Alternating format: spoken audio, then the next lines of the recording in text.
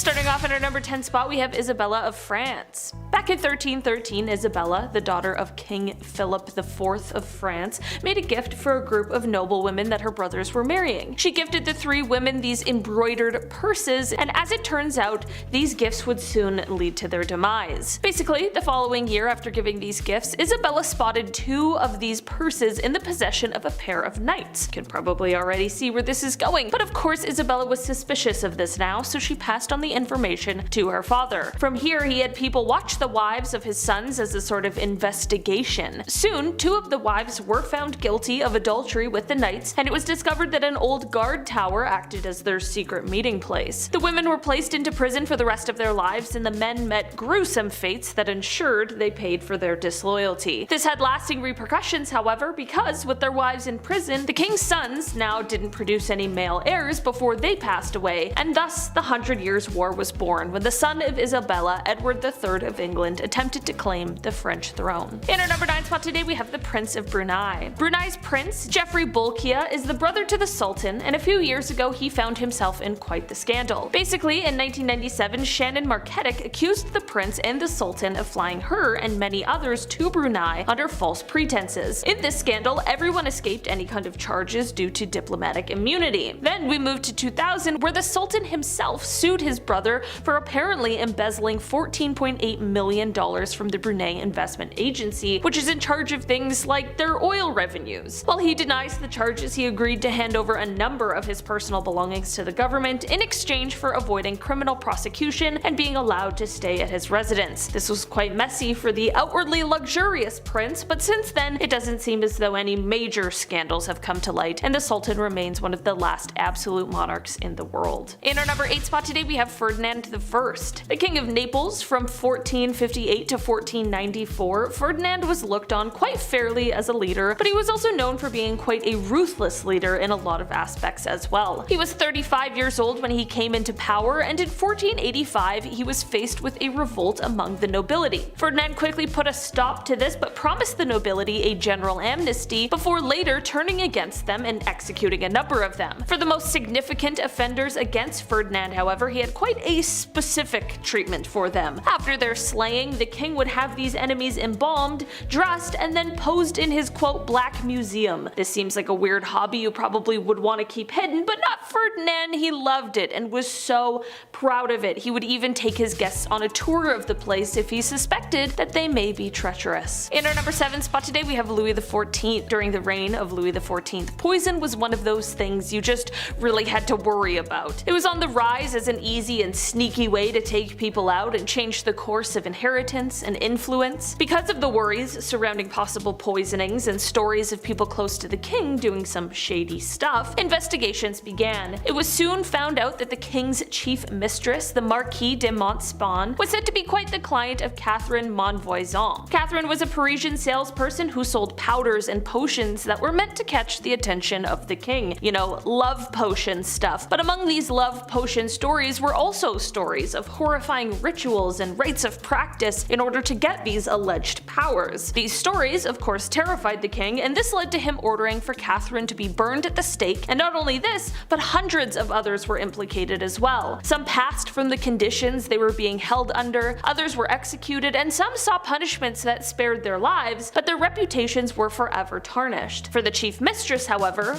well, although she was connected to this entire ordeal, she was the mother of several of the king's children, and because of this close connection to the king, she wasn't arrested or tried. Instead, though, she was retired and sent to a convent to live the rest of her life. In our number 6 spot today, we have Sophia Dorothea. Daughter of the Duke of Brunswick-Luneburg, she was betrothed to her first cousin, George. Now, history says that George wasn't the most attractive man with the nickname Pig Snout, but George was in quite a position where he was potentially the heir to 2 thrones, so of course the Duke agreed to hand his daughter over in hopes of her securing a crown. Princess Sophia obviously did not like this and apparently fainted when she heard of the betrothal in 1682. The marriage did go through, but things went downhill quite quickly and turned very violent. Flash forward to the time when Count von Königsmarck arrived from Sweden, and suddenly Sophia had a new interest. Not long after his arrival, the pair were having quite the affair that wasn't exactly as discreet as you might have assumed. The pair made a plan to run away together and make a new life far,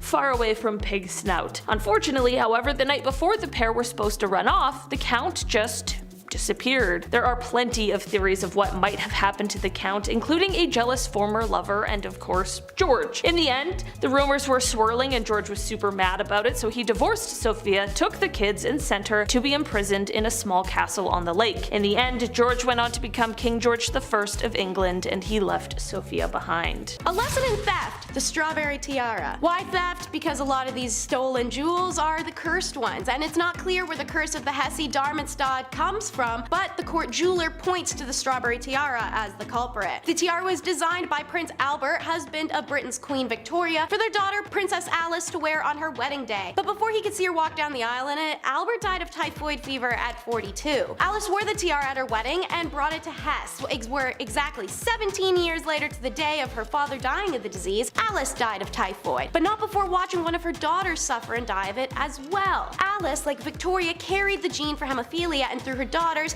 Alice passed it on to the Spanish and royal families with tragic results. Perhaps none of that was down to a curse on the strawberry tiara, but then in 1937, 5 members of the Hesse-Ducal family were flying in a relative's wedding when the plane crashed while they were trying to make an emergency landing. Everyone on board was killed and the strawberry tiara was recovered from the wreckage in one piece. This time, a curse waits 10 generations. Nepal had become a sovereign nation in the 1700s, ruled by Prithvi Narayan Shah, and there are 2 stories for how he became cursed. Both begin with him coming across a supposed hermit. Either what the hermit offers the king food, which he refuses, or the king offers the hermit a bowl of curd, which he eats and then tries to exorcist vomit on the king, who obviously moves out of the line of fire. Either way, the hermit is actually revealed to be the god Gorakhnath, and he was pissed. So, King Shah is told his line would fall after 10 generations. Horrifically, on June 1st, 2001, the then King Nepal Biryendra Bir Bikram Shah Dev and most of his family were together in their palace. For reasons that are still not clear, the Prince Dipendra, the king's son and heir, entered the room loaded with weapons and killed 9 people, including his father, mother, brother, and sister. Dipendra then tried to take his own life and ended up in a coma for 2 days, during which, because of how monarchies work, he was officially Nepal's king by default. Dipendra then dies and the crown is passed to Birendra's brother before Nepal ended its monarchy in 2008. It lasted exactly 10 generations. How a curse of twins led to Zulu defeat? Maybe. The Zulu people had a belief that twins were cursed, and Makabe and her sister Mamana were allowed to live because their father, King Jama, who loved his precious daughters too much, he just couldn't fulfill that obligation. His subjects were not impressed and proceeded to blame everything bad that happened to the Zulu on the curse the sisters carried by being alive. They even blamed them when their own mother died, which was bad news for the clan, seeing as she hadn't provided a male heir before her soul's departure. Makabe continued to buck tradition. When her father died, she became regent for the young half-brother that she had, even though no woman had ever held that position before. The Zulu called her a bloodthirsty despot, but she did step down voluntarily when her brother was old enough. 20 years later, his son, Shaka Zulu, Mayabaki's nephew, would ascend to the throne. Shaka was both a very successful king and a very, very, very violent person. He had a thing for killing his own people by the thousands for no reason. So, Mugabe, she arranged for his brothers to kill him. As he died, legend said he cursed the Zulu. "You will never rule this land. It will be ruled by the sparrows, who will fly across the sea and build their nests high on the cliffs." It's said this curse brought the oppressive white invaders that overthrew the next king, and the curse of Mugabe led to the curse of Shaka, which led to the defeat of the Zulu. If she'd shown mercy, perhaps she'd be spared. Death of 3. "Just as you have fired, in the same way one day you too will be killed," said Swami Kapatri on the 7th of November 1966. Since 1965, millions of saints in India had started a huge movement to enact laws on cow killings and cow protection. Indira Gandhi promised to do this as a prime minister and received blessings from the Hindu saint Kapatri. She never did though. So on November 7th of 1966, Gopashtami, the most sacred day for worshipping a cow as per Hindu calendar, a huge crowd of Hindu saints and Garashkas staged a peace protest in front of Parliament to demand a ban ban on cow slaughter and were attacked by the police force, resulting in the death of 5,000 plus Hindus. Indira Gandhi's government deployed an estimated 5,000 buses and trucks to remove any eyewitnesses, refusing to shoulder any responsibility for the attack and blaming it on the Home Minister. This is when Karpatri, devastated, curses her to die the same way she let the Hindus die that day. True to his word, Indira Gandhi is killed by her own bodyguards, the exact same way. And now, I hope you are ready for some curses on curses on curses. Pelops, he's going to marry the princess. He offers a servant a night with her if he helps kill the king. Naturally, it's a total double cross, and once the king is dead, the servant is ordered to be executed by Pelops. So, this basic ass servant curses Pelops' entire family and even backdates the curse to splinter reality. Tantalus questions the Olympics god's powers and kills his son, King Pelops, and feeds him to the gods while saying it's ox. The gods go, no it's not, and then he's the one cursed to stand in a puddle and he can't drink it, and then he's under the fruit he can't eat forever in the underworld, thus the word tantalize. Third generation, Pelops had two sons, Atreus and Thyestes, who then kill their half-bro so they don't gotta share the kingdom with them. Thyestes starts sneaking off with Atreus' wife, so Atreus cooks his sons and feeds them to Thyestes. What is with this family doing that? Atreus himself fathered two sons before he was killed, named Agamemnon and Menelaus.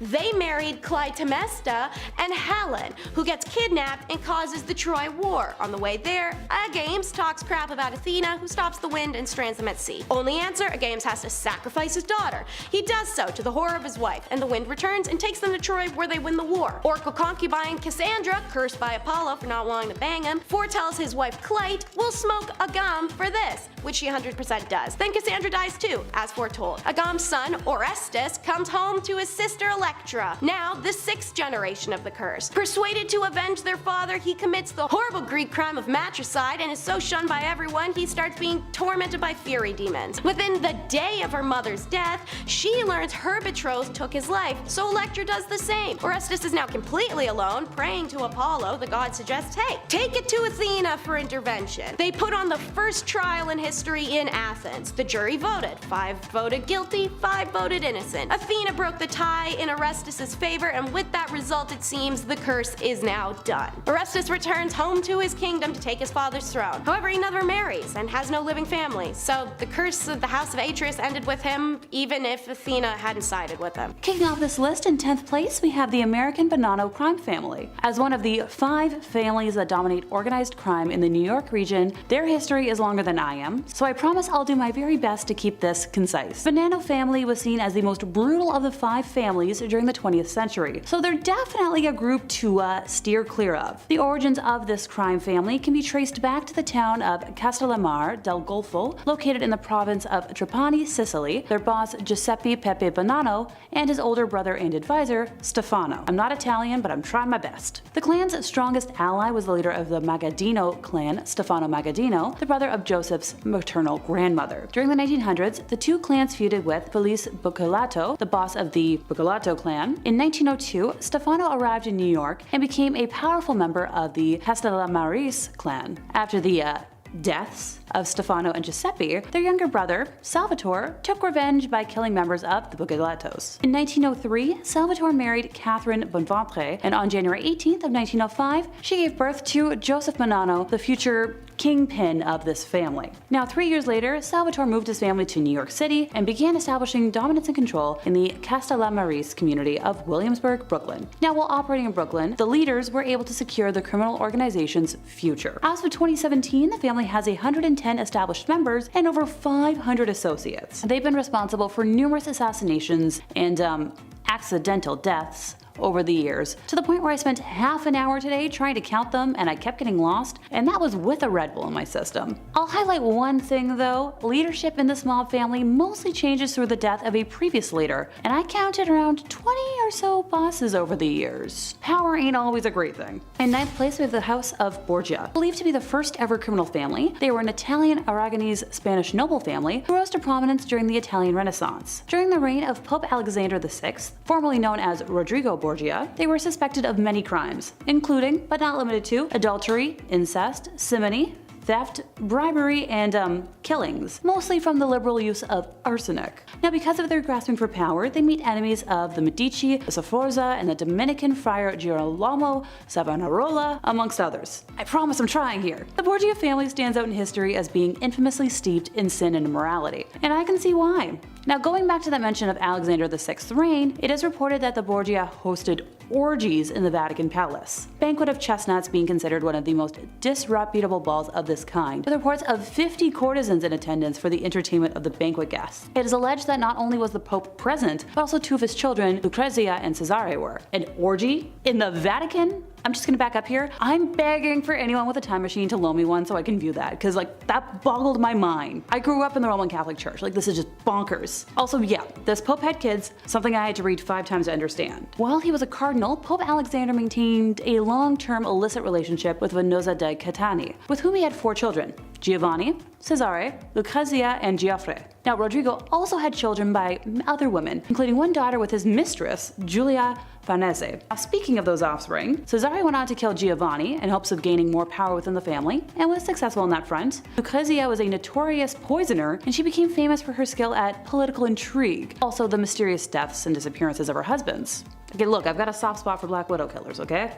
In 8th place, we have the Bongo family. Now, while he was 4 years old in 1969, Bobby Bongo woke up on Christmas morning to a heavy metal wrench in a plain brown paper bag under the tree. Later that day, he and his brothers used the wrench to break into a local grocery store and steal pop, making his father, a career criminal who went by the name Rooster, proud.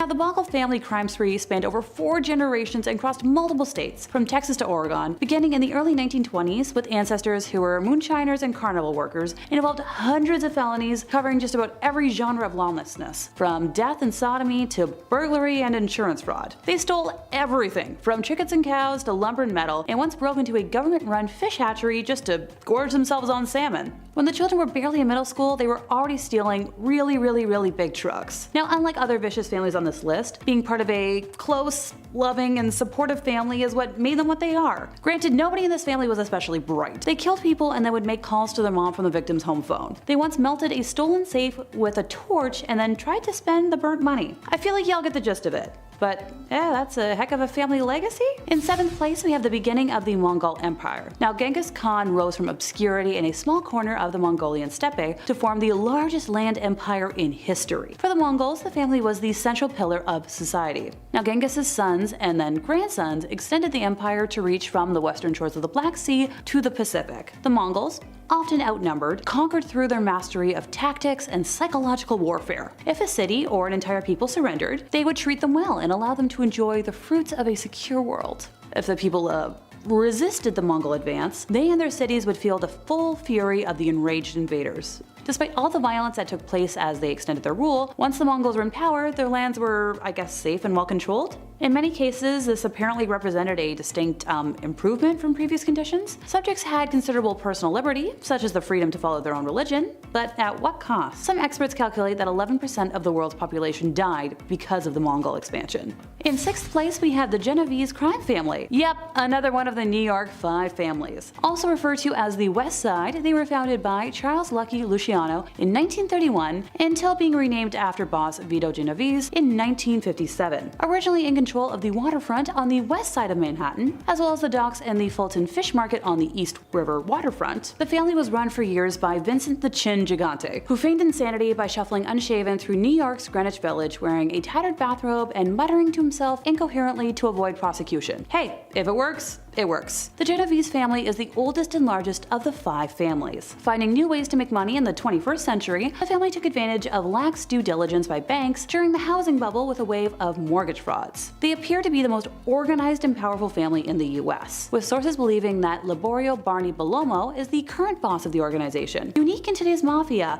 the family has benefited greatly from members following Omerta, a code of conduct emphasizing secrecy and non-cooperation with law enforcement and the justice system. While many mobsters from across the country have testified against their crime families since the 1980s, this family has had only 11 members and associates turn on them in its history. They're known for crimes of racketeering, killing, labor union infiltration, extortion, illegal gambling, loan sharking, bookmarking, truck hijacking, fraud, women of the night, bribery, and more. Number 5, the Medellin Cartel. You ever seen Narcos? Okay then, moving on to the next point. I'm just kidding. Pablo Escobar, Colombia. The Medellin Cartel was a joint operation between multiple different Colombian traffickers and was in business from 1972 to 1993 in a huge amount of territory. Colombia, Panama, California, New York, Florida, Peru, the Bahamas, Canada. They were moving literal tons of snow each year at the height of the operation, making around $60 million a day. A day. It became political in its later years, and becoming political always ruins pretty much everything, so. Number 4, Hell's Angels. As a large white dude, there's something that happens to us when we reach middle age. We get bigger, the bellies hang a little lower, hair grows silver and thinner, our skin begins to darken from years of neglect and binge drinking in the sun while tanning with cigarettes. Yes, that's right, it's time to buy a motorcycle, says the little voice in our heads. What? No, I'm not going through a midlife crisis. This is something said by all Hell's Angels members, or your dad, or your uncle, at one point. Despite being a fun weekend club for dads and uncles to ride bikes and all the good stuff they do, the club sadly has more police investigations than a nefarious motorcycle club that has ulterior motives. Yeah, it's not good. It's not all good stuff. Unaliving, smuggling, well, you get the point here. I'd be here all day listening all the naughty stuff. At least I'm not insecure about my aging though. I wonder how much a Corvette is. Number 3, the Chicago Outfit. The Chicago Outfit was founded in 1910 by Big Jim Colosimo, but its main first leaders were Johnny Torrio and none other than this one guy, you might have heard of him, Al Capone. When they first cropped up, the South Side Gang was fighting gang wars over distribution of alcohol during the Prohibition, but they've moved on to bigger and better things. You know, cheerful stuff like loan sharking, illegal gambling, extortion, political corruption, and that kind of wholesome activity. The outfit has been one of the most powerful, violent, and largest unified criminal organizations in the Midwest of the US. Number 2, Oil Baron. John D. Rockefeller, the richest American, the CEO, the owner of Standard Oil, but more importantly, the first oil baron, and really the first man to own a monopoly on the oil industry. Yeah, that's right, I'm throwing a little corporate crime your way. I was gonna put Adam on the list here as a joke, but he didn't want me to bring up his jail time. Hey! Nah, I'm just kidding, he didn't go to jail, but he should be arrested though. For being so gosh darn cute, right? Anyways, all joking aside, John D. Rockefeller's wealth was impressive. Today, with inflation, it would sit somewhere in the hundreds of billions. My god. Yes, the family still has the wealth, and no, sadly, I'm not related. Why I bring him up is because laws were created after this manipulation of the oil industry, and the reasons for is absurd wealth. They were created because of him. That's insane. Dude's got a whole square in New York. I can't even afford a closet at those prices. Oh man, someone adopt me. Number 1, the Cray twins. Reggie and Ronnie Cray. It's the Cray twins, innit? These identical twin brothers were the heads of crime in the East End of London, England in the 1950s and most of the 1960s. They were intermingled with politicians and entertainers through their nightclubs. People like Frank Sinatra and Judy Garland. With friends like that, you're bound to be a celebrity yourself. That doesn't seem helpful though when it comes to being a criminal though, especially when one of you is literally insane. The Cray twins ran the organization known as the Firm, which was involved in crimes like armed robbery, arson, protection rackets, and assault. All the stuff that Andrew does in his spare time. Hey! I am being held against my will. Please call the authorities. Just kidding, he's great, he's great. He's great.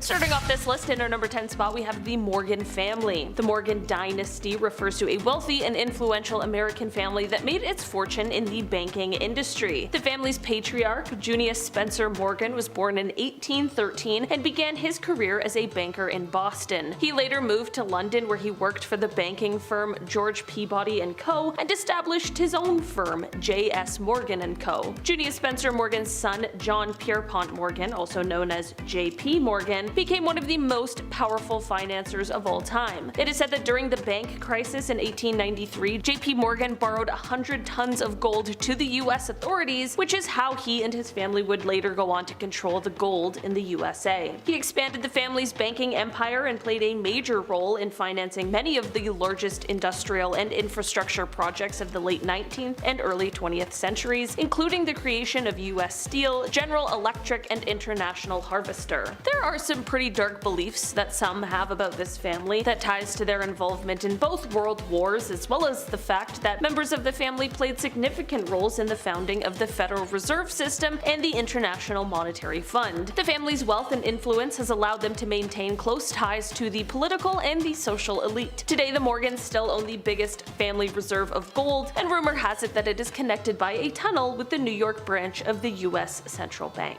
In our number 9 spot today, we have the DuPont family. The DuPont family is a prominent family of French descent that has played a very significant role in the development of the United States since the late 18th century. The family has been involved in a variety of industries, including chemicals, gunpowder, textiles, and agriculture. The DuPont family's story began with, the first DuPont, who was a French chemist who immigrated to the United States in 1800. He would later go on to found a chemical company that specialized in the production of gunpowder. The company's success helped to establish the DuPont family as one of the wealthiest and most powerful in the United States. These roots only grew deeper as the family allegedly ensured the US purchase of Louisiana from Napoleon in 1803. During World War II, the family's chemical company played a very significant role in the Manhattan Project, which developed the very first atomic bomb. The family has also been involved in politics, with several members serving as governors, senators, and other elected officials. Some even believe that this family had the ability to influence US authorities so much that they might be responsible for the initial ban of the production of hemp and the ban on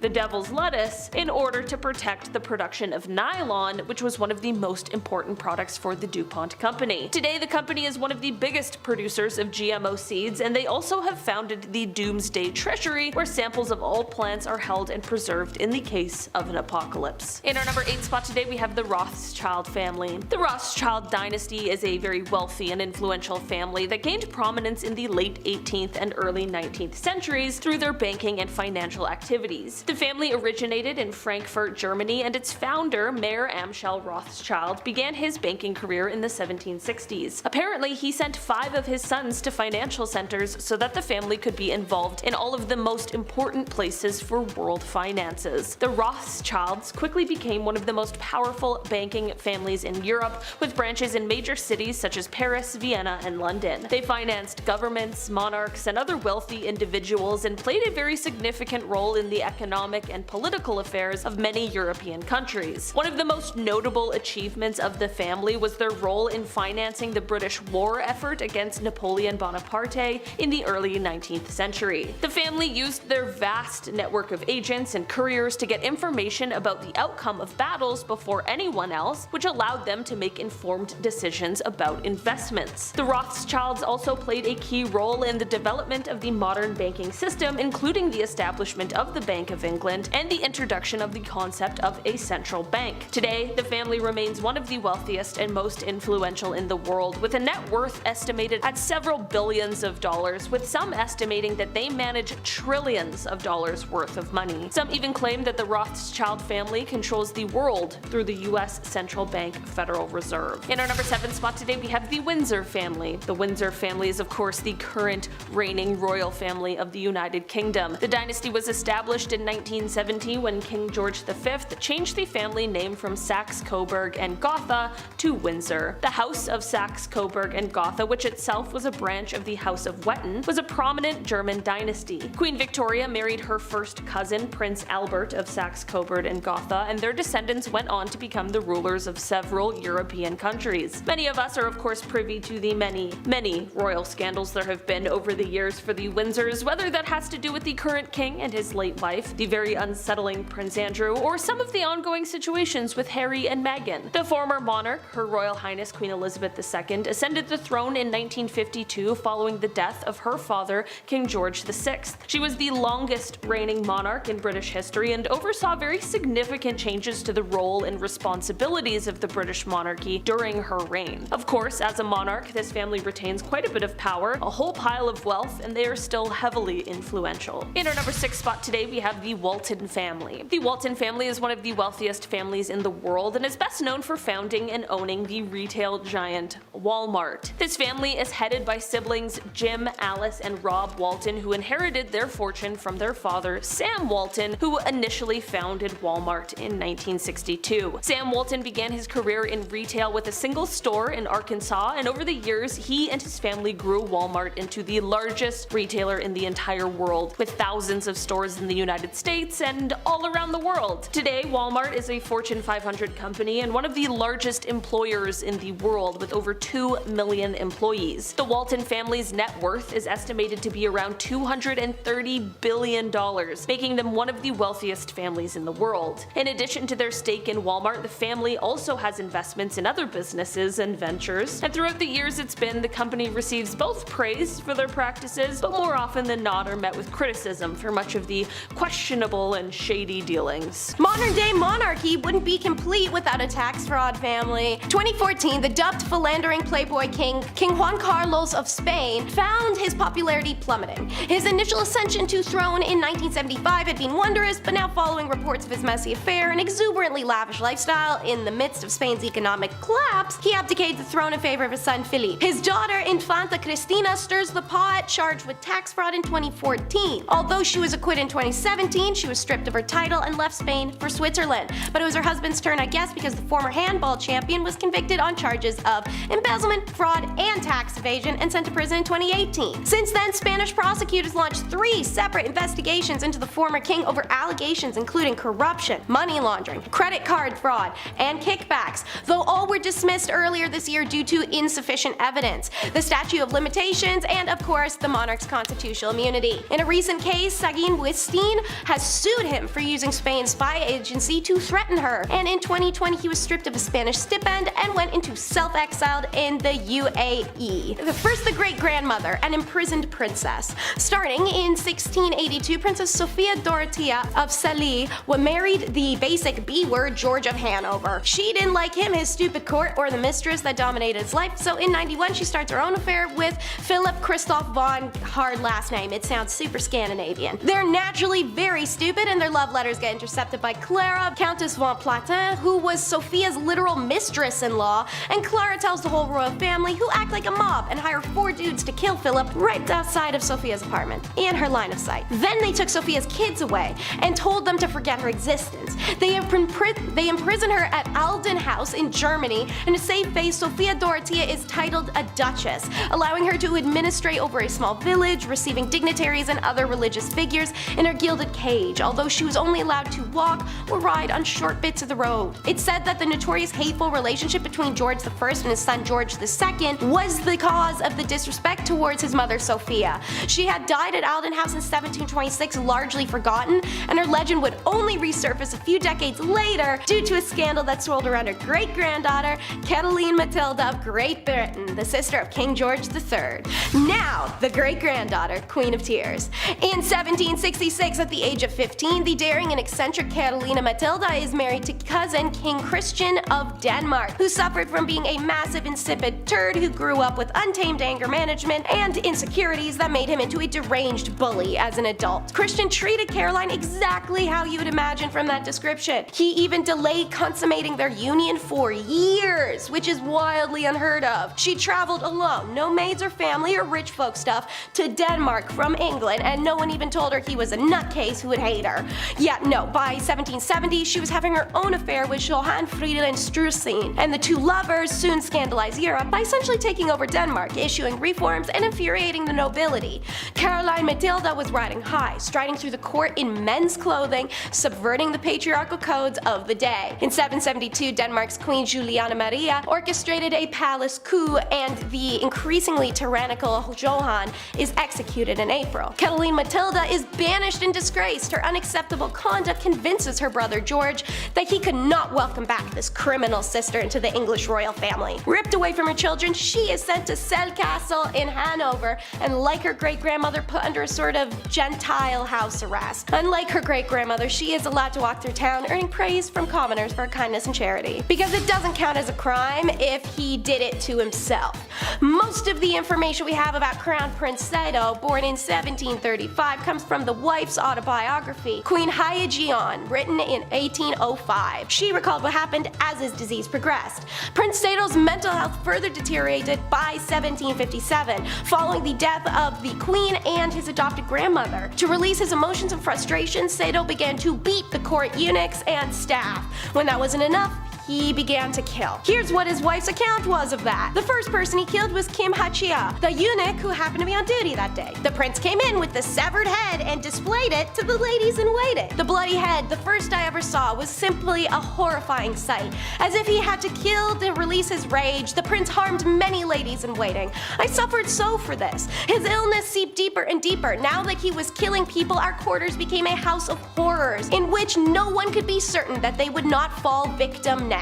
Eventually, Prince Sado kills his favorite mistress and threatens his own sister. In 1762, realizing the disgusting conduct would ruin the Korean family, his mother appealed to his father and they had to eliminate their own child. Since tradition dictated that his wife, Lady Hyajong, would have to die as well as their son if they punished Prince Sado, the king came up with a bizarre solution to safeguard the daughter-in-law and heir.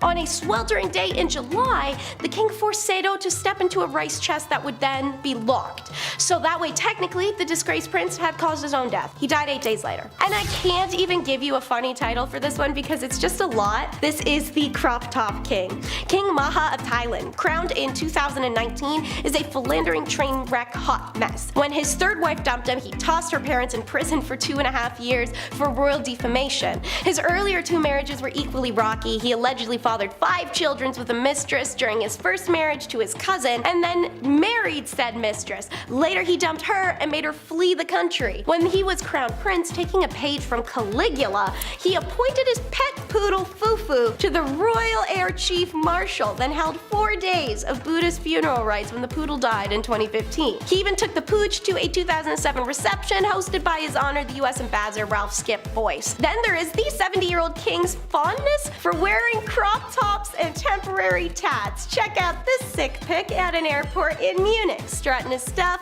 with a rolled up tank top, sagging jeans, and fake tattoos with the poodle in tow. Call this king a queen cause he is serving! Belly-bearing bets have become the garment of choice for many young Thai pro-democracy protesters in rallies in recent years. They are looking to limit the powers of the king who has become the richest monarch in the world, partly by amassing personal control of an estimated 43 billion in royal assets in 2018 that were historically overseen by an agency meant to manage the money for the benefit of the Thai people. His response for this was to ban crop tops.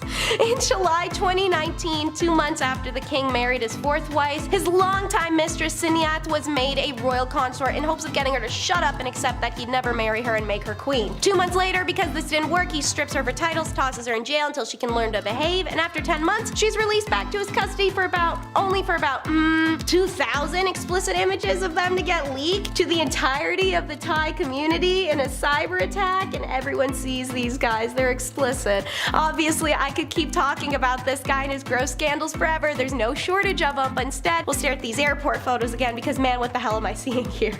Starting off with a classic, the Coburg Curse. One of the German branches of Queen Victoria's family were the Coburgs, who were famously cursed with more than hemophilia. Hungarian noble Antoinette de Cohary married into the family in 1815, and the bride's father persuaded the emperor to sign Antoinette the legal status of a man, allowing her to inherit his estates and whole fortune that wouldn't have gone to anyone in the male line. A monk named Brother Amerskius was one of the super distant male relatives outraged at losing potential inheritance, so the brat cursed her. The hardest hit was the royal house of Portugal and the Cohary branch of the Saxon-Coburg family. Her son Ferdinand's wife dies in labor. Then Maria's successor Pedro lost his wife as well. Pedro then passes away, and a week before one of his brothers had died, then a week after Ferdinand, his other brother dies. Within 8 years, 5 members of this family are dead. Even Pedro's successor is plagued with misfortune, as are his children and Pedro's children. This whole family is killed in coups and inside jobs and tragic illness, right up to Prince Leopold in 1916, who pushes his lover to the edge, causing both of their deaths. The talk of the tabloids, Grimaldi Witch Curse. There are a couple different versions of the reason for the curse. Prince Rainier I abducted a Flemish woman who escaped, or she was a witch being burned at the stake by him. Whoever it was, they got revenge with the curse. Never will a Grimaldi find happiness in marriage. Prince Rainier III's father was gay and ended an unhappy marriage after 10 years to announce it. And while Grace Kelly and the prince were sold to the public as a great love story, the truth was he cheated on her a whole whole bunch before she passed in the 1982 car crash. Her daughter Stephanie, who survived the incident, endured several failed relationships, and Grace's other daughter Caroline had a tumultuous love life, with a divorce, her second husband who died in a speedboat accident, and her third husband, a prince, she now divorced. Perhaps taking the curse seriously, the current reigning Prince Albert III put off marriage for a long time, instead having a bunch of illegitimate children with various women before marrying Charlene Wittstock in 2011. It was super bumpy, seeing as she found out about some love children, called it off, and then he persuaded her not to. She could be seen crying throughout all of her wedding footage. It followed through the lineage until it started a war. Caroline's curse. May heaven and hell blast your happiness. May your family be exterminated. May you be smitten in the person of those you love best. May your children be brought to ruin and your life wrecked. And yet may you live on lonely, unbroken, horrible grief to tremble when you recall the name of Caroline. Yikes. That's the curse placed on the Habsburgs after Caroline's son was executed for being part of the Hungarian uprising. In 1853, Habsburg Emperor had to dodge attempts on his life, but he found love with Bavarian Princess Elizabeth. They lose one daughter to illness before Elizabeth herself passes after birthing their son. Archduke Maximilian, heir to throne, is sent over to rule Mexico, where he's beheaded by Mexicans and his wife sent to an asylum. The hopes of the emperor now became centered on the crown prince, who married Belgian princess Stephanie despite being in love with Baroness Marie Vesteria. They're notoriously found dead in a hunting lodge in 1889, and it's ruled they've taken their own lives with no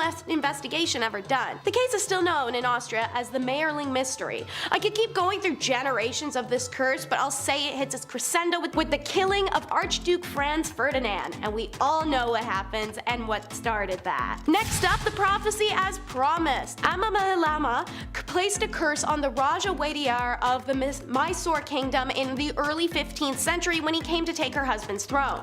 She had fled, taking her jewels to the nearby town of Talakadu, and when the officials came to apprehend her, she spoke a three-part curse before jumping into the Kaveri River to end her own life. The curse commanded Talakadu become a barren expanse of sand, and for the Malagangi, a village nearby the river, to turn into an unfathomable whirlpool, and she condemned the kings of Wayadar's family to not have any children for eternity. While the events don't play out exactly as she demanded, they came eerily close. Talakadu became a desert-like place. The river near Malagangi commonly sees whirlpools, and the Wadiyar family has only birthed male children in an alternative generation, which makes it difficult for kings to have direct heirs. Historian Dr. A. Verarapa explains that if we take a scientific view, there's no scope for a curse. But if you observe the Wadiyar family tree, 6 rulers since the 17th century have been adopted sons or nephews. The Wadiyars have too acknowledged this fact. But has the curse finally been broken? In 2017, India TV reports the current ruler, himself one of these adopted sons, and his wife welcomed the first Wadiyar baby in 54 years. It's one we all know, and we can probably sing, "Rah rah Rasputin warned them." The Romanovs were the last royal family ruling of the Russian Empire, and they had ruled the country for 400 years. Obviously, by the 20th century, it's about time for some change, and the Romanov dynasty was facing some serious challenges.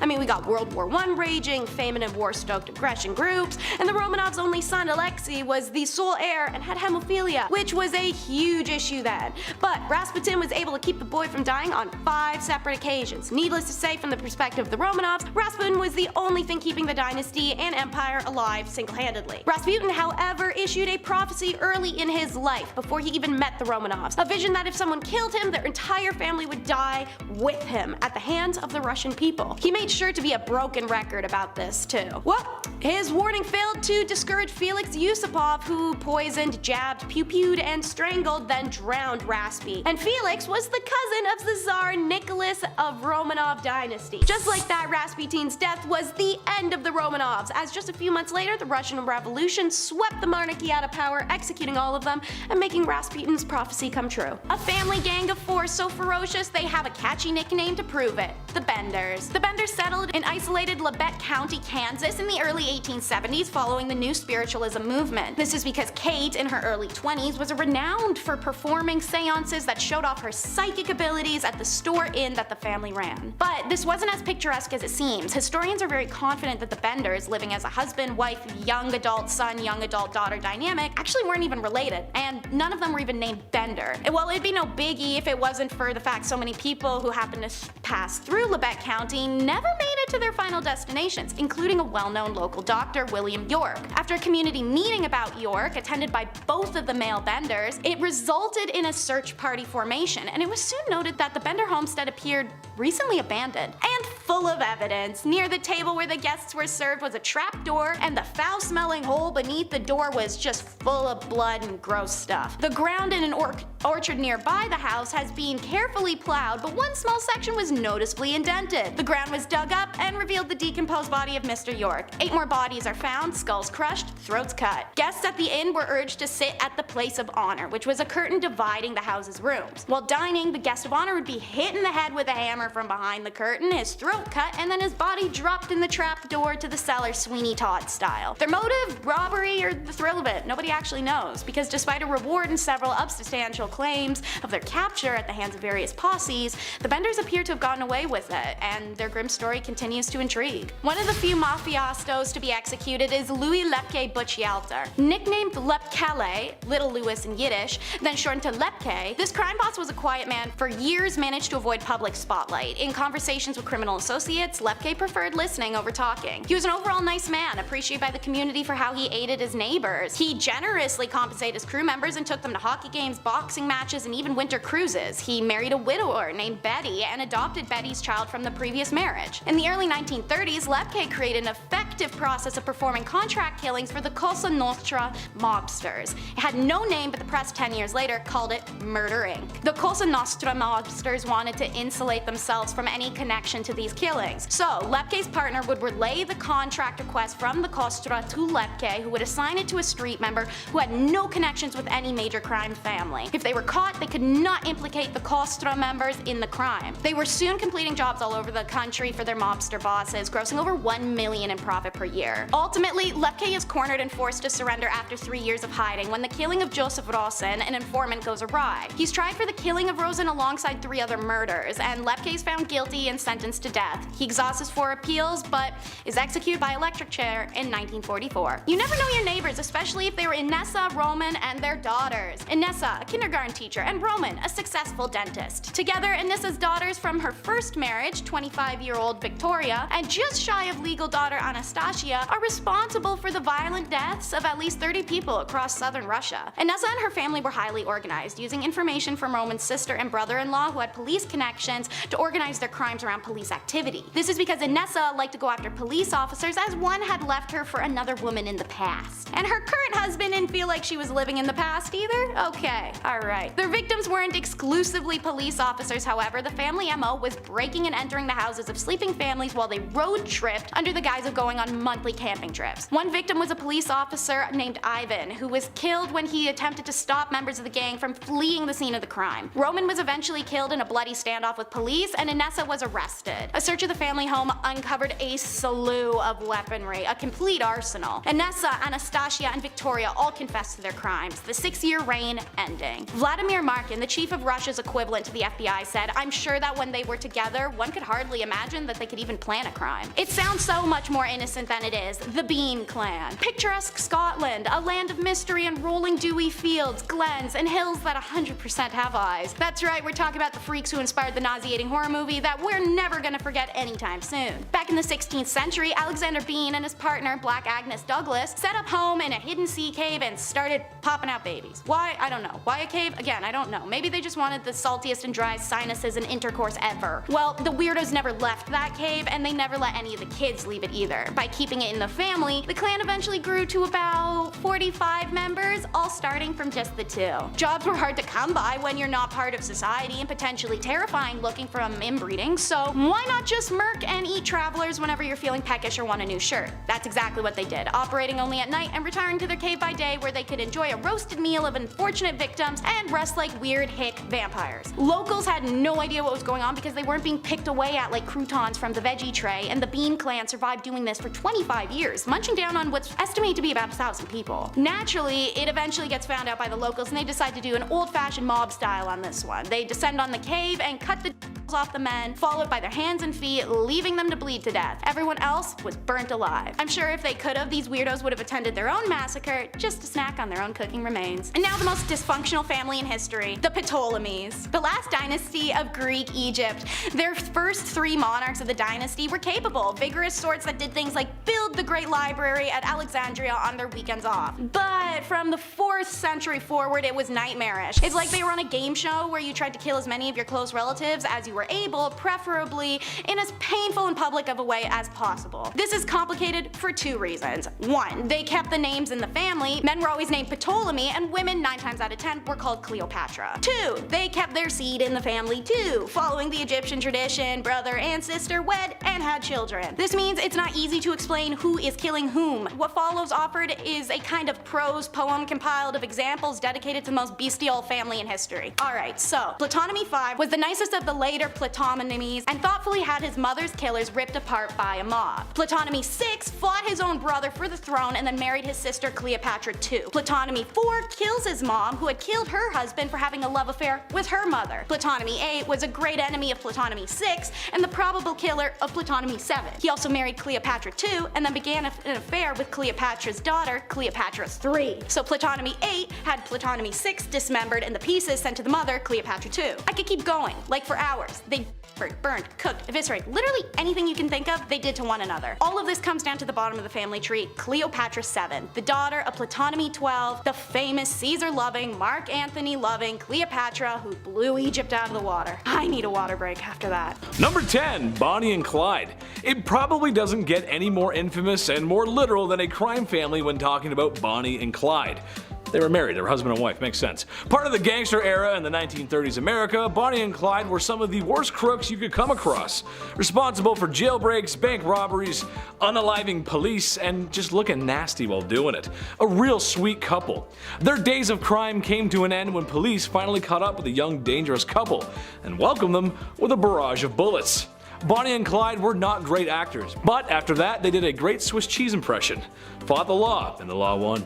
Number 9, the Winter Hill Gang. One of the most successful organized crime groups in American history, the Winter Hill Gang was actually a team of a bunch of Boston area crime groups.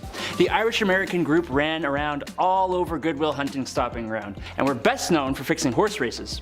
The gang was famously taken over by James J. Whitey Bulger, who is just an absolutely lovely person. We should just tell him to go watch that movie with Johnny Depp. What's it called? That movie, you know, it's that one. Yeah. I don't remember what it's called. Apparently he does a really good job. The gang disbanded in the late 90s-ish, or at least as far as I know. Number 8, Lucchese family. This is a list of the worst and most dishonorable families, so there was a good chance that La Cosa Nostra was going to show up here. Organized crime is nothing new in America. Cities like New York and Chicago have a beautiful Italian-American culture, but also the Mafia. Don't forget, they're there too. One such is the Lucchese family. The same one featured in Goodfellas. Now go see that movie. That's a classic. I know the title of that one. Go see that one. It's a good one. The family was responsible for enough crimes to make the rap sheet wrap around your head twice. Most famously, however, was the Lufthansa heist. A heist at JFK Airport back in 1978, stealing an estimated $5.7 million. Now remember, keep your mouth shut and never rat on your friends.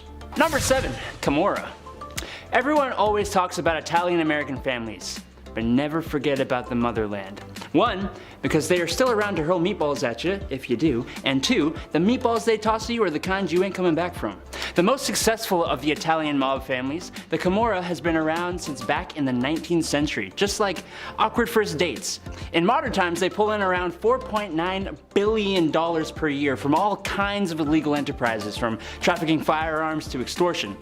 They got their start offering protection services in the 1800s during Italy's violent political struggles, and they've been killing it ever since. It's kind of a bad joke. Number 6, the Jesse James Gang. The real-life Wild Wild West bank robber, the man, the myth, the literal legend, Jesse James. Every cowboy stereotype fits here. Facial hair? Check. Rough and rugged persona? Check. Robbing and looting with your favorite pair of 6-shooters? Checkerino. That's right, neighbor. No stagecoach was safe, no lady and her baubles were safe. That wasn't until a man named Robert Ford shot Jesse James. However, I'm of the notion that just because you shot Jesse James, that don't make you Jesse James. Hence why I didn't know who Robert Ford was until I made a very savvy Google search. But we've all heard of Jesse James though, haven't we? Strange how that works. They were good, and then they were great, and then they were absolute trash. The Amenhotep. Alright, so on the top of the bucket we got Amen I. He's the great-great-granddaddy. He effectively extended Egypt's boundaries into Nubia. Next is great-granddaddy Amen II, who was an army leader with famous archery and battle skills. Supposedly he was able to shoot arrows straight through a thick of copper plates. His athletic ability was incredible, and he was known to have rowed a ship faster than 200 of Egypt's strongest navy men. Next is Granddaddy Amen III, who built himself endless monuments and temples. Perhaps his most famous construction was the Temple of Luxor in Thebes. This temple has become one of the grandest and most famous temples in Egypt. His diplomatic relations allowed art and culture to flourish, and his building projects are legendary. And then there's disastrous Daddy Akhenaten, or Amen IV. This nutcase was obsessed with the sun god Atum and changed his name, appearance, politics, lifestyle, anything he could to feel closer to his lord. This pharaoh was so hated that Egyptians themselves wiped his name from their history. He moved Egypt's capital from Thebes to Amarna, and then renamed it in Egyptian to mean the horizon of Aten, and then ordered a new capital city be built there, moving an estimated 20,000 people over to make it. When he enforced monotheism,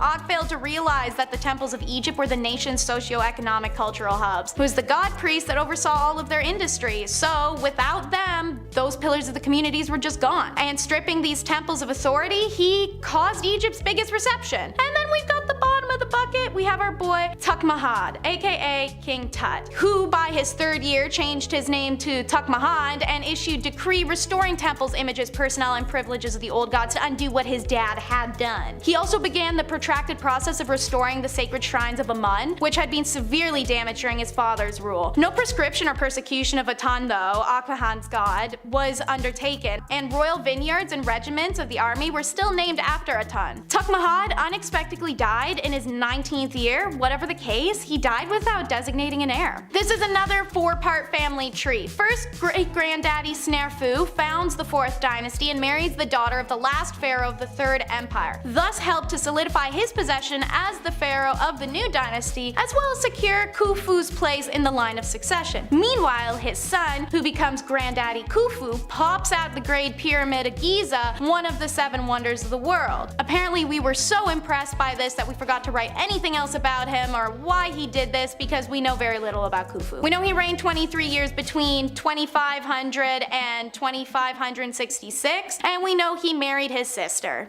Shocker. Khufu traded for highly rare items, prizing both construction materials and precious materials like copper and turquoise, and so he developed the mining industry in Egypt. Limestone and granite were also quarried in vast amounts for rather large building projects that he was working on. Built over a period of 27 years, the Great Pyramid is undoubtedly Khufu's greatest legacy. Khufu's children include 9 sons and 6 daughters, including Defreya and Khafre, who would both become pharaohs following his death. When in power, his son Defreya moved 8 kilometers north of Giza and established a new necropolis on a higher leveled ground. Defreya's pyramid was quarried for its stone, and as such, there's very little of it left standing today. Meanwhile, the underson Khafre succeeded the short-lived Radifi and married his sister and 2 other queens who were probably his sisters. Best known for his pyramid, one of the 3 great pyramids of Giza, and also best known for the Sphinx, which bears his likeness on its face. And who else but the Ramesses clan? The Ramesses I gets the throne in a super uneventful way. He was friend and confidant to the former pharaoh who didn't have a single heir. Then Ramesses spent all of his free time marrying all 4 of his daughters. Meanwhile, his son, Seti I, led a great army of 60,000 men and fought in many battles north of Palestine and Syria. King Ramesses II, son of Seti I, was able to finish his father's work by beating the Hittite army in Battle of Kadesh and creating the first documented peace treaty in history. Ramesses II went on to declare himself a god and rule Egypt for 67 years before dying of natural causes at 90, which is insane in an era where life expectancy was 30. But before getting to that ripe old age, Ramesses spent any free time he had chasing anything with 2 feet and a heartbeat, enough to sire 100 to 200 children in his lifetime. He even outlived 12 of his own sons, leaving no heir.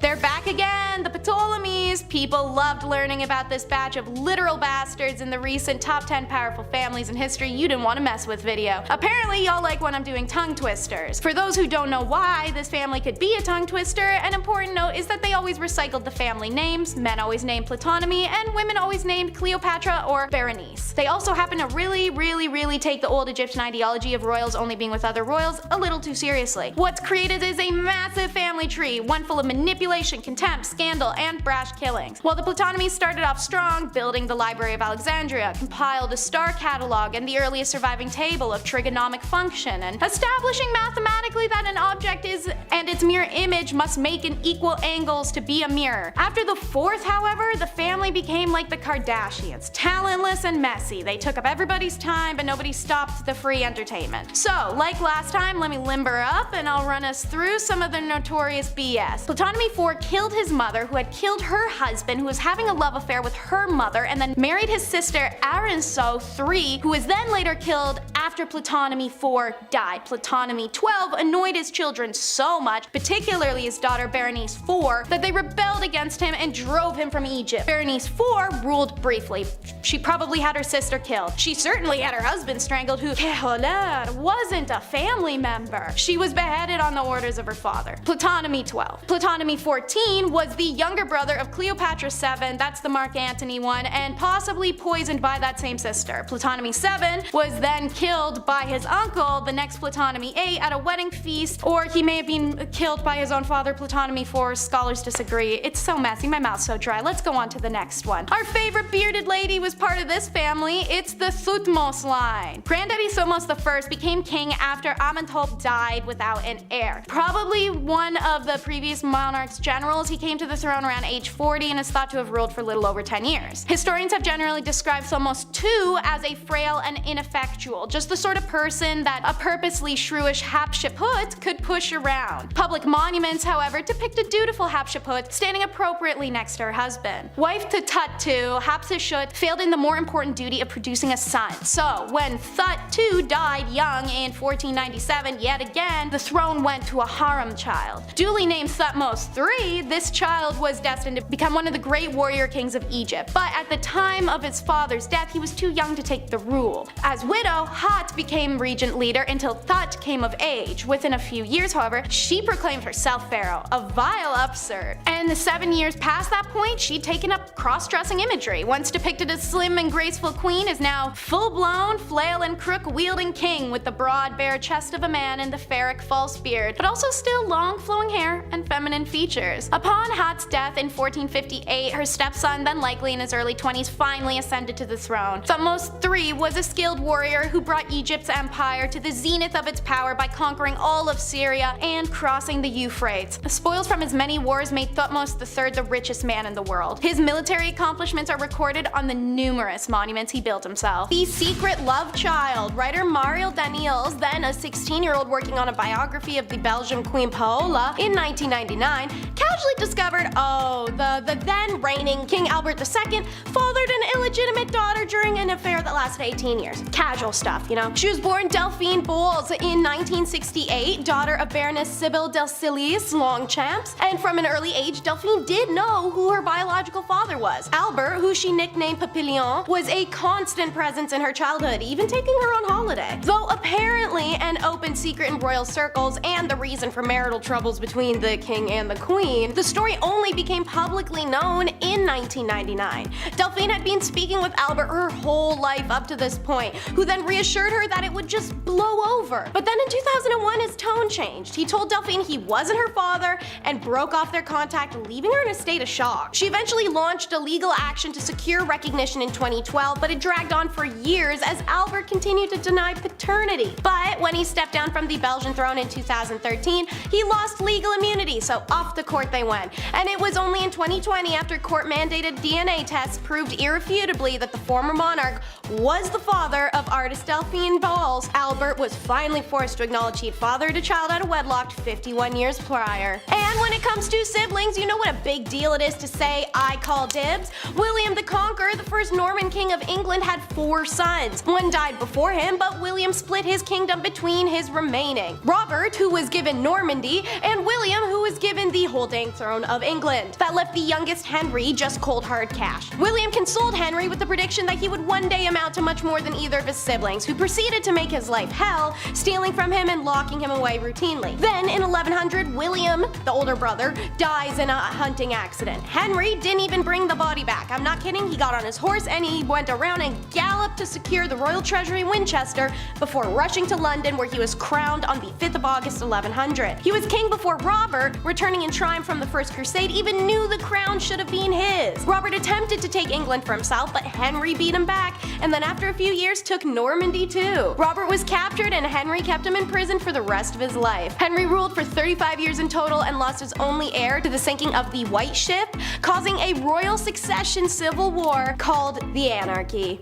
And speaking of dysfunction, it's the crappy Castiles. Born fourth in line to the throne of her parents, Ferdinand and Isabella, Juana was married off to Philip the Handsome of Burgundy at age 16. When a series of sibling deaths made her the heir apparent to Isabella's throne, her husband confined her, using her mother's death in an attempt to press his claim over Ferdinand's for the Castilian throne. Juana already experienced mental illness before this point, and the loss of her mother had been an aggravating factor. Being imprisoned? Yeah, that does not help. After Philip's death in 1506, already known to fly into jealous rages over her husband's mistresses, even reportedly going so far as to attack at least one. Honestly, same energy here, girl.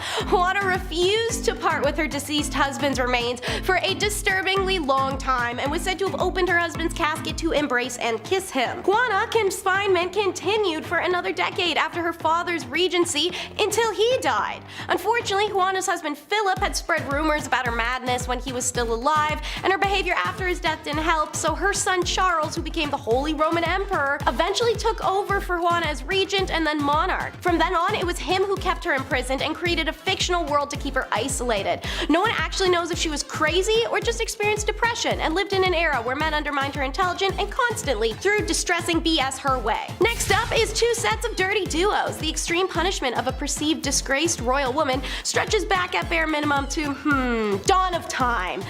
Yeah, we haven't had a lick of peace since men started making rules, to say the least. In 1314, the high-spirited Marguerite and Blanche of Burgundy, daughters-in-law to King Philip of France, were accused of having scandalous liaisons with two brothers, Philippe and Gaultier d'Aunay. According to historian Alison Weir, the notorious Queen Isabella of England was the gossip girl who outed her pretty careless sister-in-laws out of wedlock romps, which took place primarily in the Parisian tower called Tour de Nesle. Blanche and Marguerite both admitted to their adultery because it was that or death, so I mean, their erasure from public life was swift. They had their heads shaved and they were tossed in the rich white girl dungeon, which isn't that bad. Meanwhile, this is the one time in Western history where the men actually faced a pretty harsh adultery consequence, something usually found in every other area of the world. The brothers had their elephant trunks and boys chopped off while they were awake and alive, and then their nether regions were thrown to dogs, which they had to watch the dogs eat before being brutally executed. Marguerite, technically Queen of France upon her husband's ascension to throne, died in 1315,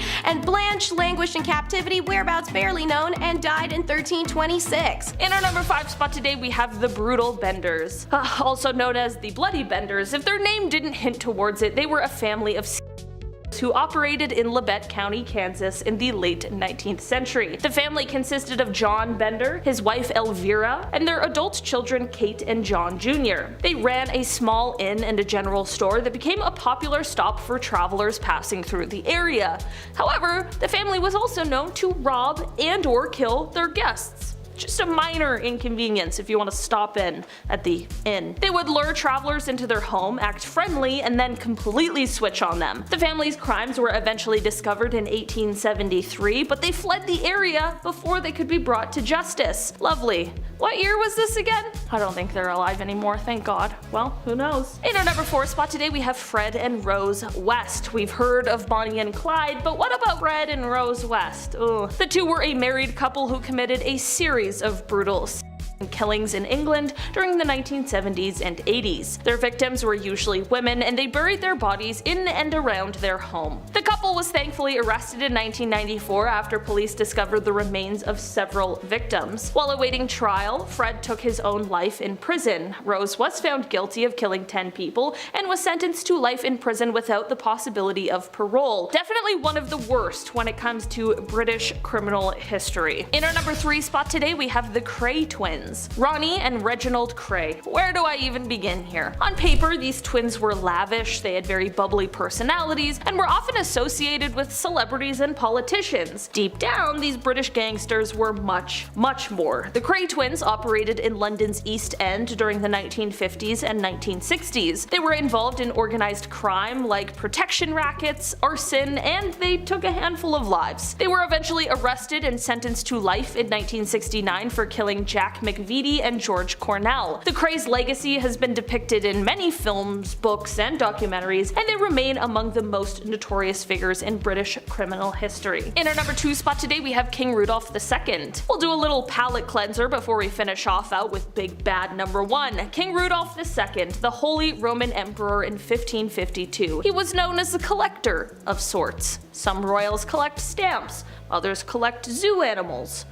Okay. His home was dangerous, to say the least. His castle was home to lions, tigers, and orangutans, so good luck getting 8 hours of sleep. Not gonna happen. He also liked to collect human artifacts. That one's a little bit more jarring than the zoo animals, right? I mean literally, King Rudolph II had random bones and body parts in jars, all in the name of science. Watch out for the animal droppings and the jars of teeth. Welcome home. King Rudolph II is of course quite important in history as he supported the scientific revolution quite a bit, hence the jars. You know, he also poured tons of money into astrology. He's into the cosmos and the kidneys. What a guy, alright? It's got a lot of interests. In our number 1 spot today, we have Paul Bernardo and Carla Homolka. We'll end on our least favorite Canadian couple, Paul Bernardo and Carla Homolka. They committed a series of brutal assaults and killings in the late 1980s and early 1990s. Their victims included Homolka's sister, as well as several other young women. Absolutely disgusting. Bernardo was known for his inhumane acts in Scarborough. He even had a nasty nickname for them before his true, even more disgusting identity was revealed. The couple has since been dubbed the Ken and Barbie killers due to their wonder-bred appearance. Homolka had made a plea with prosecutors testifying against Bernardo in exchange for a reduced sentence. Meanwhile, Bernardo was eventually convicted of several charges and was sentenced to life imprisonment without the possibility of parole. Hashtag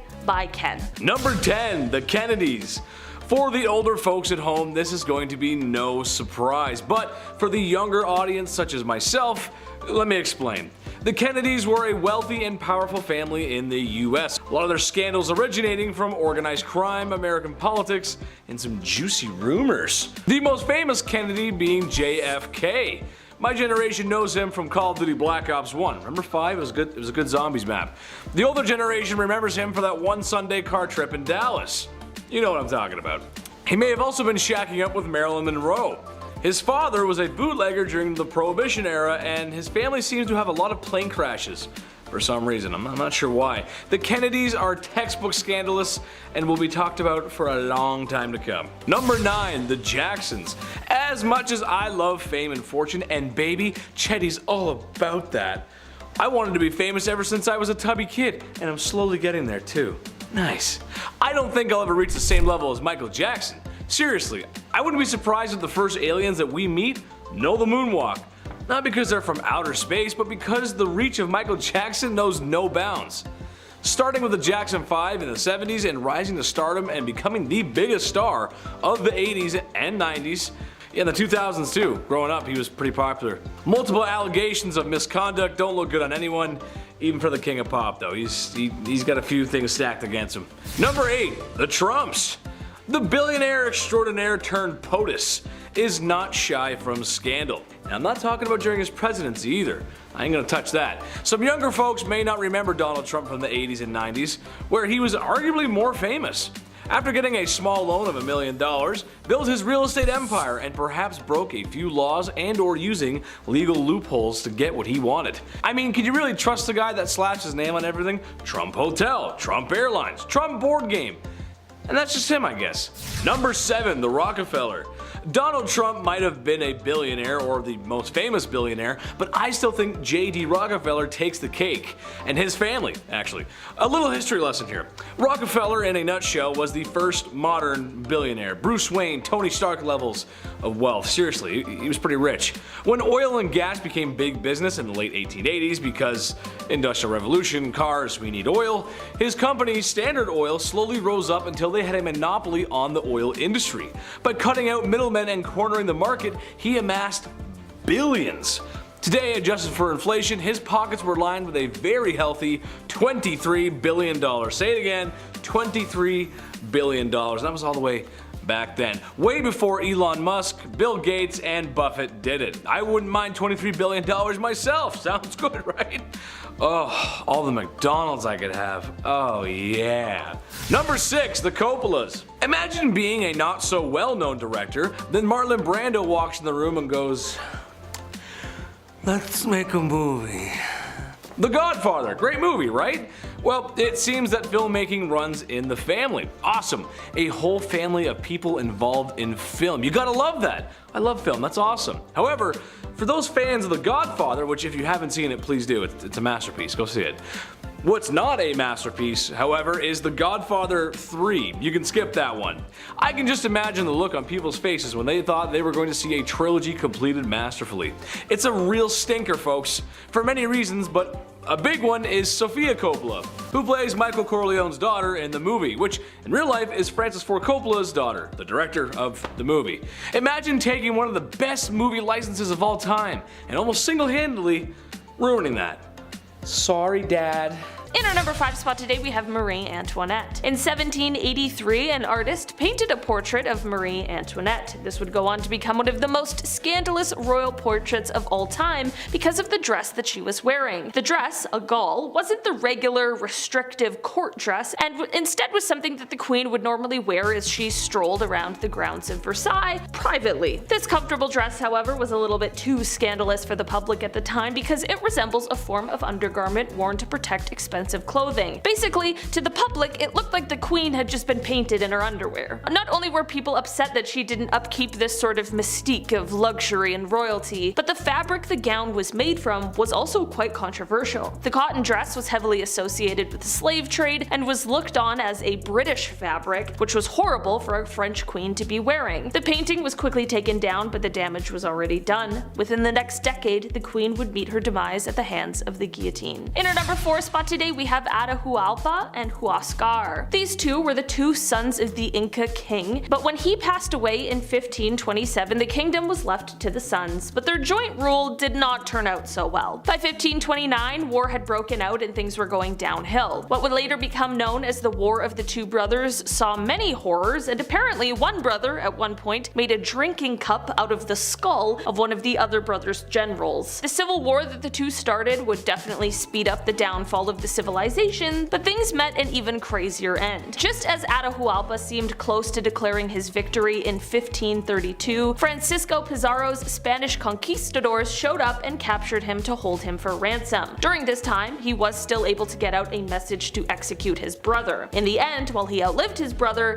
it wouldn't be by much because he was then executed by the Spanish in 1533. In our number 3 spot today, we have Richard III. There are many questions surrounding this king's rise to power because, well, it seems sketchy at best. When King Edward IV died in 1483, he left behind 2 sons. The eldest of the two, Edward V, was too young to rule on his own, so the sons were to be looked after and to be advised by Richard III, the late king's brother. Well, something strange happened after just 68 days when the sons were sent to the Tower of London and then were never heard from again. Of course, this meant that Richard III needed to take over the throne. To this day, no one knows exactly what happened to the sons as they have never been found. Was this just a tragic coincidence, or is Richard III a usurper? Richard met his fate in battle just 2 years later and took these secrets with him to the grave. In our number 2 spot today, we have the Wanli Emperor. The 13th emperor of China's Ming Dynasty, Wanli had many relations with women. He is said to have had 2 official consorts and a number of concubines, but one of these ladies was clearly his favorite, Lady Zheng. She had 2 sons, and one of them, Wanli, really wanted to be his successor. Unfortunately, this son was the 3rd of his children, so his ministers and those around him wouldn't allow it. They believed he wasn't the proper heir. In the end, the first son of Wanli, who was born to consort Lady Wang, was declared the crown prince. This is when the emperor decided that since he didn't have his way, he was just gonna quit working. Prior to this entire dilemma, Wanli was looked upon as a great ruler. He worked hard and he handled the threats to the empire very quickly. This was all extremely contradictory to the final 20 years of his reign, where he apparently just started ignoring meetings and and royal duties. This is why many historians actually place a lot of the blame for the downfall of the Ming Dynasty in 1644 to this sort of passive-aggressive protest. And finally, in our number 1 spot today, we have Joan of Kent. Joan of Kent lived during the 14th century in England, and she was known as being one of the most beautiful women in all of England. She was said to be quite loving, but it is also said that she had quite a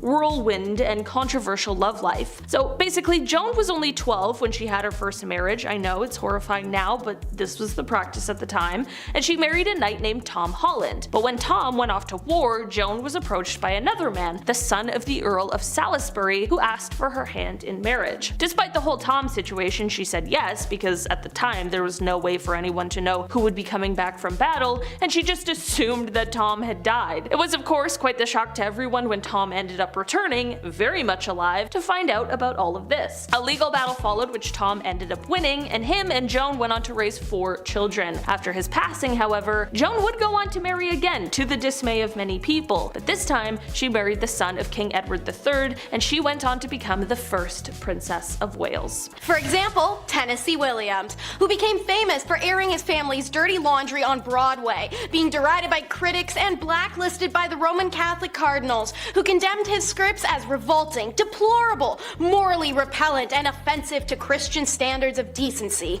And if he didn't have the terrifying family life that he did, he wouldn't have changed and challenged the course of Broadway. His mother's continual search for the perfect nuclear family life, his sister's debilitating schizophrenia, as well as his father's heavy drinking, abusive, and sometimes criminal nature, caused them to move around numerous times around in the St. Louis areas, locations that he would later use as inspiration for his work. And like the famous characters Blanche and Stanley from A Streetcar Named Desire, he was troubled and self-destructive, an abuser of substances like his father, and trying not to take his own life was a long-term struggle due to the trauma he had experienced. The character of Blanche is believed to be based off of his own sister Rose, who was diagnosed with schizophrenia alongside a few other mental disorders when she was in her early 20s. Williams witnessed how her illness weighed her, but also never forgave his parents for forcing a prefrontal lobotomy on her, now largely discredited as a medical treatment, and it incapacitated Rose for the rest of her life. Anguish over his sister's fate and his traumas took its toll on Williams's health. He battled depression for most of his life, and in 1969 he was hospitalized by his brother. After his release from the hospital in the 1970s, Williams wrote a few other plays, a memoir, poem, short stories, and a novel. In 1975, he published Memoirs, which detailed his life and discussed his addiction as well as his homosexuality. It'd only be a few years later before he's found alone in a hotel room. You've heard about these guys on our channel before, the Boleyns, aka history's Nepo babies. See, starting with Daddy Thomas Boleyn, this noble spent his career sucking up to King Henry in order to wedge his kids all up in there. An insane decision as a parent, seeing as King Henry was known for chopping heads off of ladies. First, Mary is tossed his way, but like Seinfeld in that Roommates episode, Henry wants the other one, Anne Boleyn. As Henry's obsession with Anne grew, so did Thomas's standing in court, and some have speculated that he pressured his daughter to insist on wedding the king, who was already married at the time. Henry says, "Don't worry about that, baby, I got this," and literally subverts and rewrites a religion to divorce his initial wife Catherine and marry Mistress Anne, effectively establishing a new church of which he became the head and changing the course of history. 3 years after the controversial marriage in 1535, Anne, having failed to produce a male heir, was also accused of adultery with not one but 5 men, one of them being her own brother. Oh, and also plotting the king's assassination, and she fell out of favor. So her head got to fall off her body, classic history style. Anne's brother George had already been executed for his alleged involvement with Anne's treasonable plot, and her sister Mary long since banished for having married for love. Their father Thomas lost his position as Lord Privy Seal and died a few short years later. And everyone knows the cons. You have to expect them in this list, honestly, even if you've heard about them 1,000 times. These guys manage to take the cake in so many categories of terrible that they just tend to circulate discussions regarding history. So there is Genghis Khan, founder of the vast Mongol Empire, who was a visionary warrior and leader, rising to power after successfully uniting all nomad tribes of Northeast Asia to dominate the green steppes of Mongolia. In 1206, juices flowing and feeling good about the invasion expansion stuff so far, he proclaimed the Mongol Empire and called himself Genghis Khan, the universal ruler, and moved to attack China and literally anywhere else he could find, expanding his empire to 12 million square miles of territory. Genghis and his sons also waged major wars on 2 fronts simultaneously and conquered Russia in winter, both feats that eluded the also short and angry men Napoleon and Adolf. Before he died, Genghis Khan ordered his sons to split the empire in multiple khanates that would continue to push the boundaries of the empire. At the peak of its glory with his sons, it occupied most of Eurasia, spreading from Austria to Korea and from South Siberia to the Himalayas. The great Khan's descendants conquered nearly everything of interest, turning the Mongol Empire into the largest territory in history. Genghis Khan's grandson, Kublai Khan, founded the Yuan dynasty in 1271, which then later ruled China until 1368. Stories like this one are the reason there's so many period dramas set in England. It is royal sibling rivalry. Before Meghan and Harry and all of their stuff, there were other scandals, but some forget about the brothers, George III and Edward, the Duke of Windsor. So, in the 1920s, George is married and a career naval officer, while his brother Edward, why, he's Prince of Wales, salacious fiend, and international sex symbol. The bleep hit the fan when the buzzkill George learns his brother Edward is shaking it up with Wallis Simpson, who is divorced twice. He snitches to Daddy, who makes a comment about, "When I'm dead, the boy will ruin himself in 12 months. Anyways, so he manifests that and he dies, and Edward is the oldest, so he's tossed on the throne hot plate. He says, okay, but can my girlfriend come? Seeing as being king literally means he's the head of the Anglican Church, which has a no-no grounds on divorce, he was forbidden that. So by 1936, Edward is miserable. He misses his boo and the fun life, and only about 325 days into his reign, he abdicates to George. Immediately after abdication, he becomes a gold digger divorcee. Wallis was never granted her HRH title, so Edward decided to spam call his little brother, asking for that and money, even though he had a loaded bank account. Meanwhile, George is busy trying to become a new king during the start of the Second World War. So, since they also felt so snubbed by British royalty, Wallis and Edward decided to party with the Yahtzees during the start of World War II. That's a bad time if there were ever not one. At one point, Edward straight up hangs out with Adolf, so in 1940, as fears in England grew of Edward's apparent bestie ties with the enemy, he was offered governorship of the far-off Bahamas. The Duke begrudgingly accepted, he was forced, and was shipped off, and not allowed to return for a very long time. What's crazy is even as his brother was dying, Edward pestered him while he was on his deathbed to give Wallis the HRH title and money still. Get ready for a whole lot of Ivans. It's Ivan the Terrible and the Terrible family. Just kidding, their last name isn't Terrible. Or is it? I'm a history host, I should know. Anyways, I think what made this family terrifying was being part of it, because Ivan, the first Tsar of Russia, had a complex personality that contributed to his famous behavior and his nickname. Intelligent, yet prone to outbreaks of uncontrollable rage from a young age, he faced constant threats from usurpers to his throne after the deaths of both of his parents on his 8th birthday. After his wife's death, Ivan sank into a depression that inspired a 24-year-long reign of terror. After he seized absolute control, Ivan slayed any noble who spoke against him. He allegedly even blinded the architect of the St. Basilia Cathedral so that he could never create another building as beautiful, which is dramatic, sure, but it's also hell of a compliment to your work. His 9 children suffered through years of abuse at his hands. In 1581, he attacked his pregnant daughter-in-law as a punishment for wearing revealing clothing, and the woman unfortunately lost her baby. Ivan's son, Ivan, finds out what his dad did to his wife and is justifiably pissed, so he confronts him. His dad had already banished his first 2 attempted marriages, now he did this? Come on! Well, Daddy Ivan classically loses it, but went a little too far, and he smacked his kid on the head with a scepter. It kills him, and it essentially sets the clock for a political crisis known as the Time of Troubles, that began with the extinction of the Rurik dynasty upon the infamous Friarda's death in 1598, and the depopulation of Russian provinces from Tartar incursions. That's a long enough list, thanks. In 5th place, we have the Ptolemies of ancient Egypt. They ruled between 305 to 30 BC and are responsible for such a long list of mysterious deaths that I had no choice but to include them on today's list. While they ruled Egypt, they were actually of Greek descent and Greek speaking, but adopted the traditional practice of Egyptian rulers that married their siblings or close family members. They viewed family members as a fight to the death, where you constantly try to eliminate your closest relatives before they did it to you. Oh, and since the men in this dynasty were all literally named Ptolemy, but the whatever number, I'll just be referring to them by P and their number to avoid getting confused. Ready? P the Fourth killed his mother, who had previously killed her mother because he was having an affair with her mother. Don't worry, that statement originally confused me as well, but it's only going downhill from here. He then married his sister Arsinoe III, who was immediately killed after her husband/brother's death. Her son, P V, had his mother's killers ripped to pieces by a mob. P VII was either killed by his uncle or his father, we're not quite sure which one's which. P VIII married Cleopatra II, but began an affair with her daughter, Cleopatra III. He had his son cut into pieces and then sent them to his mother, Cleopatra II. His daughter killed her sister, Cleopatra IV. P IX tried to kill his mother, Cleopatra III, and then married first one, and then another sister, both called Cleopatra. I thought my life was rough because I sadly share a name with, a stupid Amazon gizmo, but at least I'm not surrounded by a million people with one of two names. P X married the daughter of P IX, Berenice III. P XI also married Berenice III, who was either his sister or his mother or both. However, after 19 days of marriage, he had her killed and was promptly torn to pieces by an enraged Greek mob. I'll stick with my dysfunctional family. Thanks, I like not being killed or marrying my brother.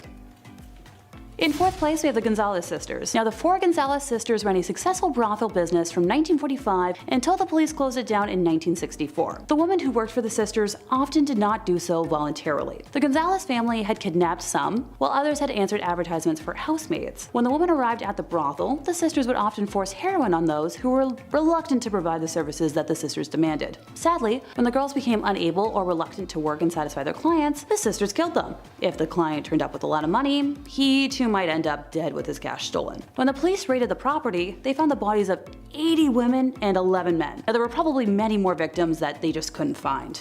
The Mexican court sentenced the sisters to 40 years in prison. Fun fact, Guinness World Records has named them the most prolific death partnership. In third place, we have the Scottish Bean Clan. While that might sound like some kind of yummy dish, this sadly isn't a recipe channel. They were a 45-member clan in Scotland in the 16th century that killed and feasted on over 1,000 people over 25 years. Now, according to legend, Bean and his clan members were eventually caught by a search party sent by King James VI and executed for their heinous crimes. Alexander Bean was born in East Lothian during the 16th century, where he eventually met a vicious woman named Black Agnes Douglas, who shared his inclinations and was accused of being a witch. After some robbing and the consumption of one of their victims, the couple ended up at a coastal cave in Banane Head between Girvan and Ballantrae. The cave was 200 yards deep, and the entrance was blocked by water during high tide, so the couple was able to live there undiscovered for some 25 years. Sonia and Agnes produced 6 daughters, 8 sons, 14 granddaughters, and 18 grandsons. And yep, the grandchildren were products of keeping it in the family, if you catch my drift. This clan thrived by laying careful ambushes at night to rob and end individuals or small groups, bringing the bodies back to their cave where the corpses were dismembered for dinner. They pickled the leftovers in barrels and discarded what they didn't need, which would sometimes wash up on nearby beaches. This strategy was used to help conceal their crimes and lead villagers to believe animals who were attacking travelers. The body parts and disappearances did not go completely unnoticed by the local villagers, but the clan stayed in their cave by day and took their victims at night, so most villagers were unaware of their existence. The clan was eventually captured alive and executed without trial, as people saw them as, subhuman and unfit for one. Sonia and his fellow men had their genitalia cut off and thrown into fires, their hand and feet severed before being left to die. Agnes and the rest of the women were tied to stakes and burned alive, which makes sense for the time period. In second place, we have the Gang of Amazons. Inessa, along with her husband Roman Potkavev and daughters Victoria and Anastasia, officially began their death spree in 2008, until they were apprehended in 2013, but some outlying deaths date back to 1998. Now, beginning on February 17th of 2008, in Aksai, the family ended Mikhail Zlindev, head of Information Security Department of the State Control Service, and his wife in their home. While we know how they killed them, I can't describe the implements used other than saying one is traditionally used for chopping veggies and the other one makes a kaboom noise. Later that year, in July, in the same region but on the highway, the posse used that kaboom device again to derail a vehicle containing Rostovitz Alexei Sazonov and Julia Vasileva, ending the life of one and seriously wounding the other. The family stole a purse with a driver's license and a passport. On March 10th of 2009, in the outskirts of Novocherkassk, the family broke into a house and killed the 2 residents who lived there. They first kaboomed them, and before finishing them off with that cooking utensil I mentioned before. The family took passports, a laptop, a camera, women's boots, and a man's jacket. In July of that same year, the family overpowered and kaboomed Lieutenant Colonel Dmitry Shudakov, his wife, and their son while they were parked on the shoulder of the road, while their daughter Veronica was impaled 37 times. They didn't strike again until 2010, when they gouged out the eyes of 2 young women before taking their lives. On September 19th of 2012 in Novocherkassk, the family killed 26-year-old Vladimir Mendrik and 22-year-old Vasily Kempforin, 2 employees of a private security company who responded to alarms going off at a local dental clinic. The family took the security guard's service weapons. Alright, that's enough from this family. They were eventually apprehended and viewed their crimes as nothing wrong, just another day at the office. I'll stick with my happy office, thanks. In first place, we have the Bender family. While they have a popular moniker as well, I can't mention the other word. Just know that it starts with B and refers to human fluid. They were a family of serial killers who lived and operated in Lepke County, Kansas, from May of 1871 to December of 1872. The family consisted of John Bender, his wife Elvira, and their son John Jr. and daughter Kate. While there's no definitive number, estimates report that the Benders killed at least a dozen travelers before their crimes were discovered. Unsuspecting visitors to the family's bed and breakfast would be hypnotized by Kate to stay for dinner, and would be given a seat of honor at the table that was positioned over a trap door into the cellar. With the victim's back to the curtain, Kate would distract the guest, while John or his son came from behind the curtain and struck the guest on the right side of the skull with a hammer. One of the women would cut the victim's throat to ensure death, and the body was then dropped through the trap door. Once in the cellar, the body would be stripped and later buried somewhere on the property, often in the orchard. Although some of the victims were wealthy, others carried little of value on them, and the Benders had simply killed for the thrill. I can recommend much better hobbies if anyone out there is in need of a thrill. More than a dozen bullet holes were found in the roof and sides of the cabin. Now, the media speculated that some of the victims attempted to fight back, but we don't know. The fate of the family remains unknown to this day. They managed to avoid being captured, and while tales of possible spottings or captures of members are many, none were ever confirmed. Starting off this list, in our number 10 spot we have Cleopatra and Ptolemy VIII. We'll head over to 47 BC, at a time where ancient Egypt was a little different. We often think of Cleopatra's end, but the beginning of her life was quite hectic as well, even for the royal family. Cleopatra had 2 younger brothers who both ruled with her after the death of their father, Ptolemy XII. Ptolemy XIII initially ruled with Cleopatra. They were a historical duo, but they soon became rivals. Ptolemy wanted the throne to himself, so he attempted to seize control of Egypt. This led to a civil war in which Cleopatra was exiled. However, after Caesar defeated Ptolemy's army and restored Cleopatra to the throne, Ptolemy XIII drowned in the Nile River while attempting to flee a battle. Talk about family drama. I thought mine was bad, but dang. In our number 9 spot today we have King Henry VIII. Henry's marriages were significant in the history of England because they played a major role in the English Reformation and the establishment of the Church of England as a separate entity from the Catholic Church. Yeah, a few of those family scandals ought to do it. Catherine of Aragon, Henry's first wife, he quickly divorced after she failed to produce a male heir. Anne Boleyn, Henry's second wife, who he of course married immediately after his divorce from Catherine, a little sketchy, well, she was later accused of adultery and treason and lost her head. It wasn't good. Jane Seymour, Henry's third wife, gave him this long-awaited male heir, Edward VI.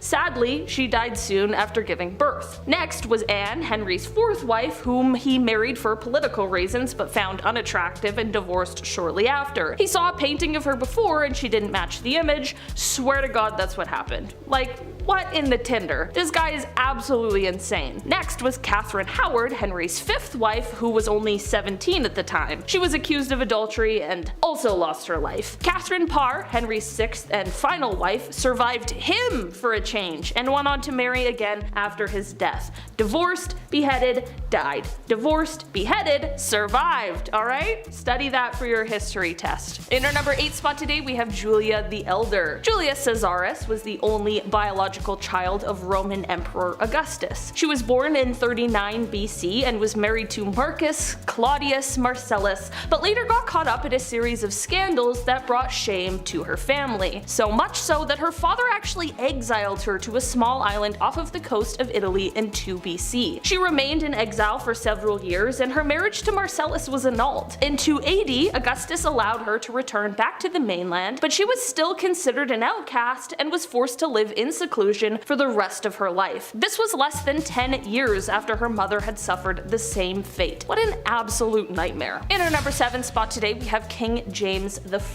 We're taking it back to Scotland in 1425. King James I ordered the death of a powerful nobleman who just also happened to be James' cousin. Murdoch Stewart, Duke of Albany, was the grandson of King Robert II and had served as regent for James while he was imprisoned in England. However, once James returned returned to Scotland, he suspected Murdoch of plotting against him. Murdoch and several of his followers were arrested and killed in Stirling Castle. King James' actions were seen as a ruthless demonstration of his power and authority, and he faced quite a bit of criticism for this harsh treatment. In our number 6 spot today, we have John the Fearless. In 1407, Duke of Burgundy John the Fearless ordered the death of Duke of Orleans Louis I, aka John's cousin. A lot of cousin rivalries in this list. At the time, of course, he was his political rival in the French court, but what is happening? The two men were powerful and influential members of the French nobility, and their feud had been building for quite some time. See, John believed that Louis was a threat to his power, and he had also insulted him publicly, which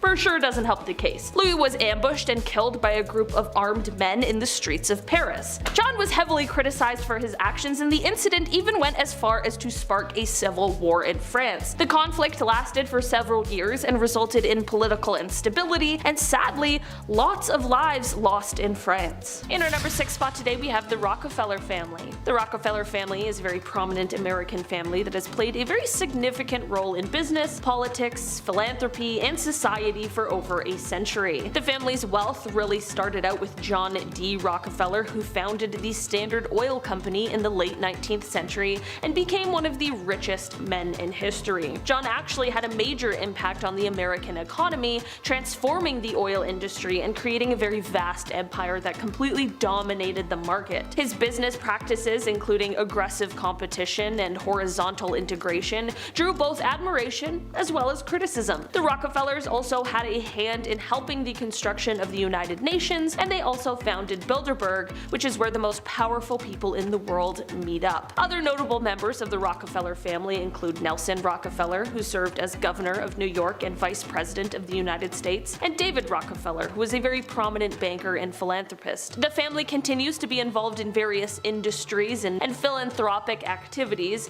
with some estimates suggesting that their combined wealth is in the billions of dollars. Some out there also believe that the Rockefeller family now controls things, but in secret, through oil companies like ExxonMobil and BP, as well as through banks like Chase Manhattan Bank. In our number 4 spot today, we have the House of Saud. The House of Saud is the ruling royal family of Saudi Arabia, and they have been in power since the country was founded in 1932. Over the years, the House of Saud has maintained its grip on power through a combination of political alliances, military force, and religious legitimacy. The family has also been able to leverage its vast oil wealth to consolidate its power both domestically and internationally. When the vast oil resources hidden in Saudi Arabia were found, it not only completely changed the economy of the nation, but it also catapulted the House of Saud into the world of richest families ever. The current king of Saudi Arabia is King Salman, who ascended to the throne in 2015 following the death of his half-brother King Abdullah. The current king's son, Crown Prince Mohammed bin Salman, is widely regarded as the de facto ruler of the country. Of course, because of their mass amount of wealth and their current political position, it is no wonder this royal family remains on the list of powerful families in the world. In our number 3 spot today, we have the Bush family. The Bush family is a very prominent American political family that has produced 2 US presidents, several other notable politicians, and successful business people. The story of the Bush dynasty really starts off with Prescott Sheldon Bush, who was a successful businessman and US senator from Connecticut. Allegedly, he became a member of a group called Skull and Bones and apparently was behind the failed military coup in 1933, which was aimed at taking power away from Franklin Roosevelt. During the Second World War, he was also the head of the Union Banking Corporation. This is all fine and well until the bank was impounded due to their connections with,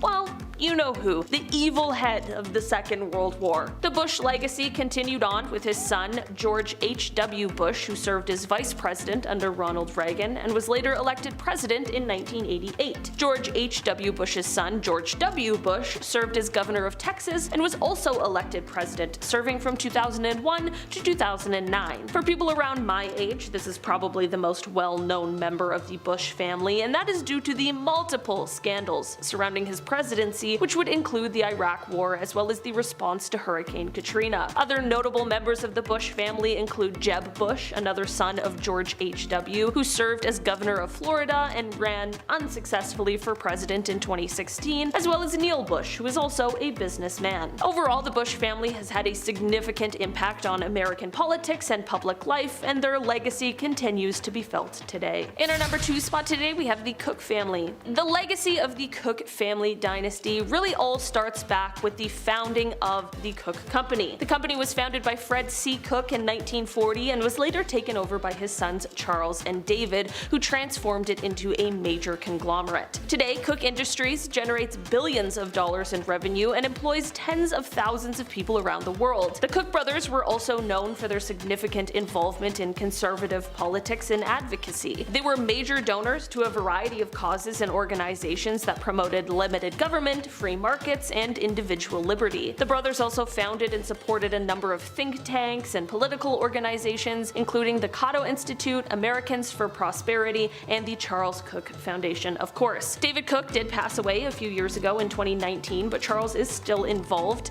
and Cook Industries is said to bring in over $1 trillion in annual revenue, which makes it one of the largest private firms in America. Some speculate that this mass fortune is sometimes used to assist in having a hand in political influence. Finally, in our number 1 spot today, we have the Soros family. This family is perhaps best known for its patriarch, George Soros, who is a billionaire investor. Born in Hungary in 1930 and surviving through the atrocities of the Second World War, George would later become a very successful investor, earning his fortune through his hedge fund, Soros Fund Management. It is said that George and his success could largely be attributed to a very famous moment in history. On September 16, 1992, George helped his fund bring in $1 billion in a single day, and he did this by short-selling the British pound. This day would go on to become known as Black Wednesday and went on to solidify him being known as, quote, the man who broke the Bank of England. Today, his family, which includes his children, is among the most powerful families in the world due to their active geopolitical actions. Their influence and interest extends beyond the financial sector, as they are also heavily active in politics as well. So, to start, it's Genghis Khan. That's probably the most obvious start in this case. Good old Genghis was the ruler and emperor of the Mongol Empire, the largest empire in history. How'd he do that? Well, even if they were outnumbered, which they usually were, the Mongols were masters of tactical and psychological warfare. They always had one-time offer for any city or civilization they came across. If this people in the town surrendered, the Mongols would treat them well and allow them the fruits of a secure world. They had considerable personal liberty, religious freedoms, and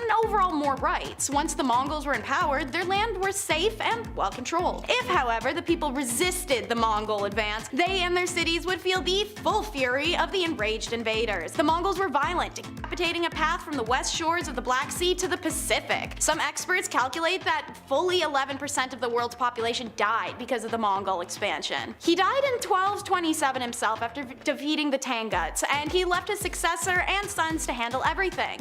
Don't think they were any better, however. His grandson told the Pope that he'd only protect Christian pilgrimage to Jerusalem if the Pope brought every king of Christendom to Khan to swear fealty. And his son committed one of the worst Mongol atrocities recorded against the Oryats. So I could go on, but we got more freaks to talk about. Your takeaway is don't mess with a Mongol. Ed Hardy fans, you'll know this one, the Krays. Dramatized in the 2015 movie Legends, these identical twins are unique in comparison to other criminal empire leaders. They ruled East End London with an iron fist during the swingin' 60s. Their criminal empire depended on robbery and protection rackets to thrive.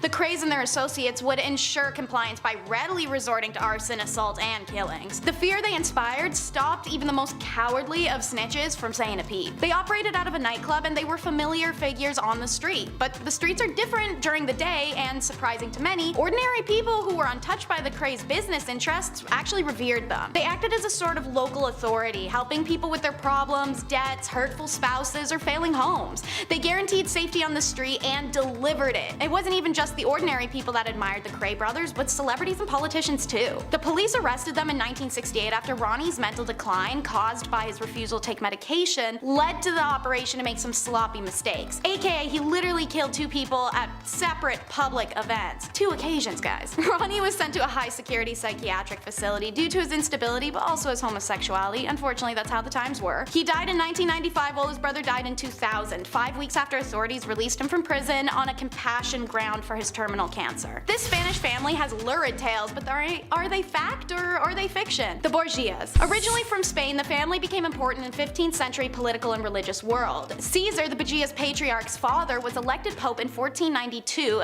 of the titular church of Santa Maria Nova, making Caesar the archbishop and later the cardinal in 1492. Caesar, however, had no interest in religious vocation. He was better known at the papal court for his hunting parties and amorous liaisons and flashy clothes, rather than meticulous religious observations. On the death of Pedro Luis in 1488, the title of Duke of Granda had been handed past him and gone to his younger brother Juan. When Juan was mysteriously murdered in 1497, the rumor gradually spread that Caesar was the culprit. Ambitious and hungry for yet more power, the family included two popes, one of which was Alexander, the father of the famous Lucrezia. Her family was perfectly happy to use her as a pawn in their power plays. She entered into several arranged marriages, each one helped the Borgias extend their grip. She's also what inspired the belief that they really kept it in the family. After retiring to Naples after being a professional wife, Giovanni, dubbed the Roman infant, is seen at approximately age 3 for the first time. Two papal bulls recognize the child as an illegitimate son of first Caesar, her uncle, and then of Alexander, her dad, who probably was the true father. The mysterious origin of the child, as well as her presence at a celebrated night group romp in the Vatican, has been used to support the rumors. You can learn more about this disastrous family in a 3-season TV drama literally named after them, the Borgias. Time to take life insurance policies out. We're meeting the Castro Angel Landing family.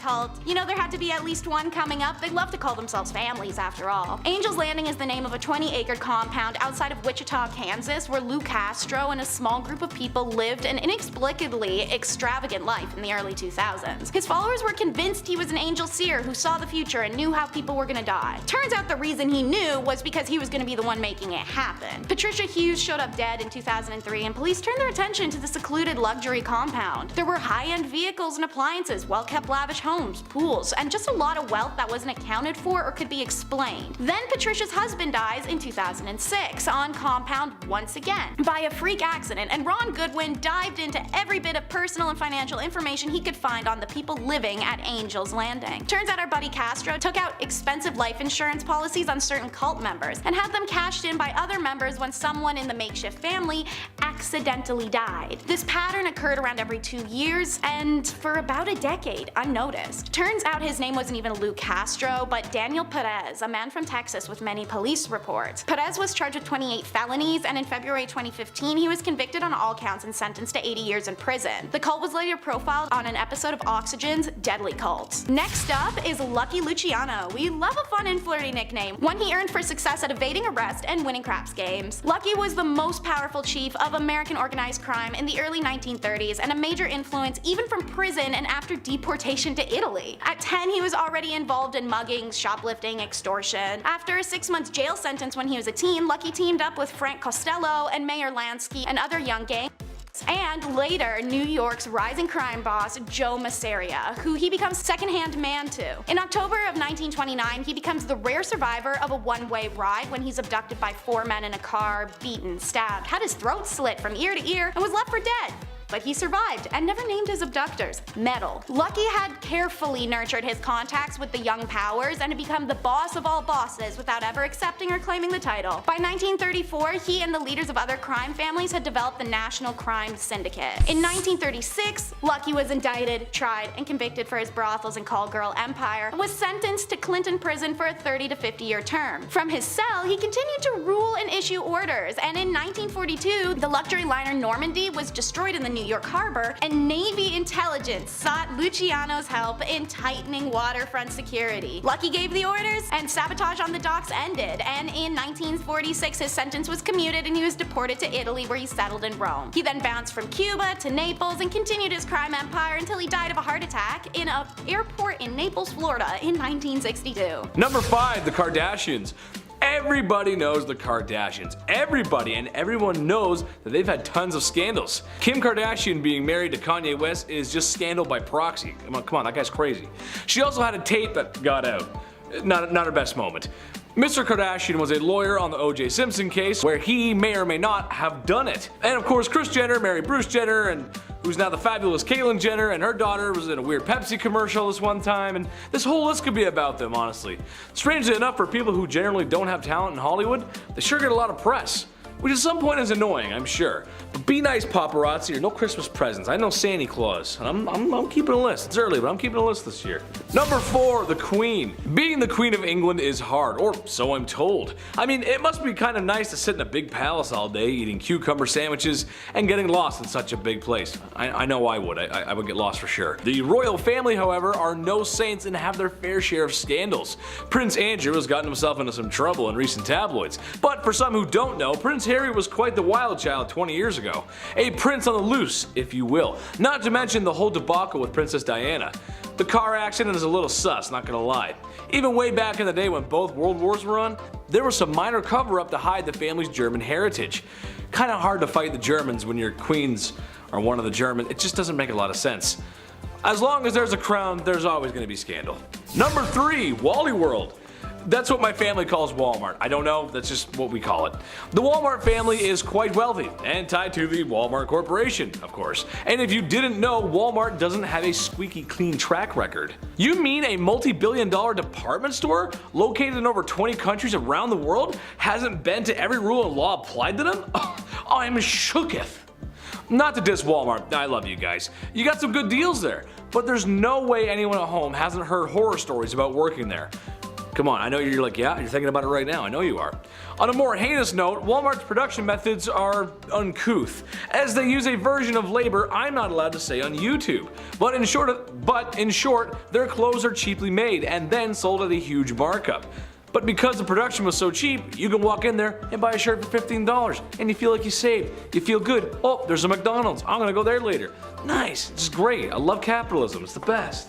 Number 2, the Genovese. Probably the most infamous crime family to ever exist, or ask for protection money. One of the 5 families of New York, the Genovese family were wise guys, good fellas, tough guys, made men, part of the crew, and like Don Rickles said once, probably sat around all day and smelling their guns. I love Don Rickles. It would be difficult to quantify everything the crime family had going for them.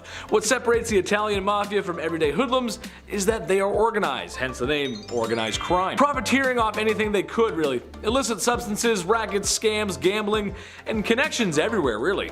Watch The Irishman. It's on Netflix. It's a good movie. You'll know what I mean. Hey Frank, what do you want to do later, Frank? Number 1, the Clintons. Hillary, don't come in the room. Probably the grooviest president ever to hold office. Bill Clinton was president around the time I was born, so I'm not that familiar with his politics and policies. And when I think of the late 90s, I think of Nintendo 64, Tony Hawk, and MTV, so it would be difficult for me to talk about that in any way, really. Is the Clinton family a bunch of wealthy American leaders who have some ill-gotten gains and email deleters? Yes, most likely, but you all know why this is number 1, don't you? Did you really think that me, Big Chetty, was going to talk about Clinton and not talk about his impeachment? Being one of only 3 presidents to have that process fully started. Interesting, I didn't know that. What were you guys thinking about? What were you talking about? There's nothing else he did wrong, right? He's innocent, he's good. Who? Monica Lewinsky?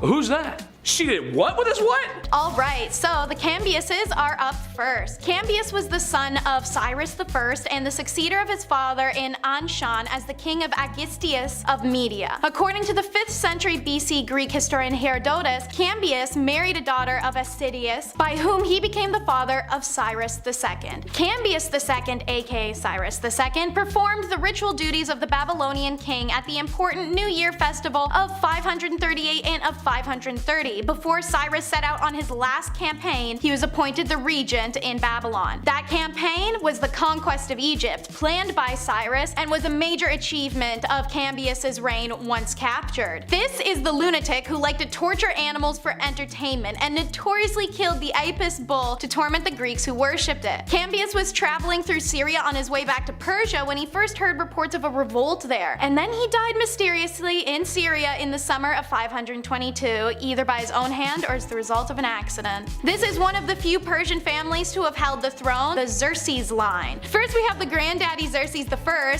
or the Great as titled by the 5th Persian king. He was the son of Darius the Great, and his reign lasted from 486 BC to 465 BC. He's well known in history for his attempted invasion of Greece and how later in the same year he was defeated in the Battle of Salamis, which led him to flee his own kingdom. He's known as both a Persian ruler and a pharaoh, as when he ruled Egypt it was also part of the Persian Empire. Little is known about the last years of Xerxes' life. After his reversal in Greece, he withdrew into himself and allowed himself to be drawn into his harem intrigues, in which he was in fact only a pawn. Thus he disposed of his brother's entire family at the demand of the queen. He was assassinated by his own commander of the royal bodyguard forces. Another son, Artaxerxes I, succeeded in retaining power. Artaxerxes I was given the throne by the commander of the guard, Artabanus, who had killed Xerxes. It's fine though, cause Xerxes Jr. got his daddy's lick back when he kills Arta about a month later. His reign, though generally peaceful, was disturbed by several insurrections, the first of which was the revolt of his brother. During his reign, Artaxerxes completed the Hall of 100 Columns at Persepolis, rebuilt the palace of Darius I at Susa after a fire, and Artaxerxes died of natural causes in 424 BCE, having ensured a peaceful succession by naming Xerxes II his legitimate heir. Xerxes II reigned for only a little over a month, however, before he was assassinated.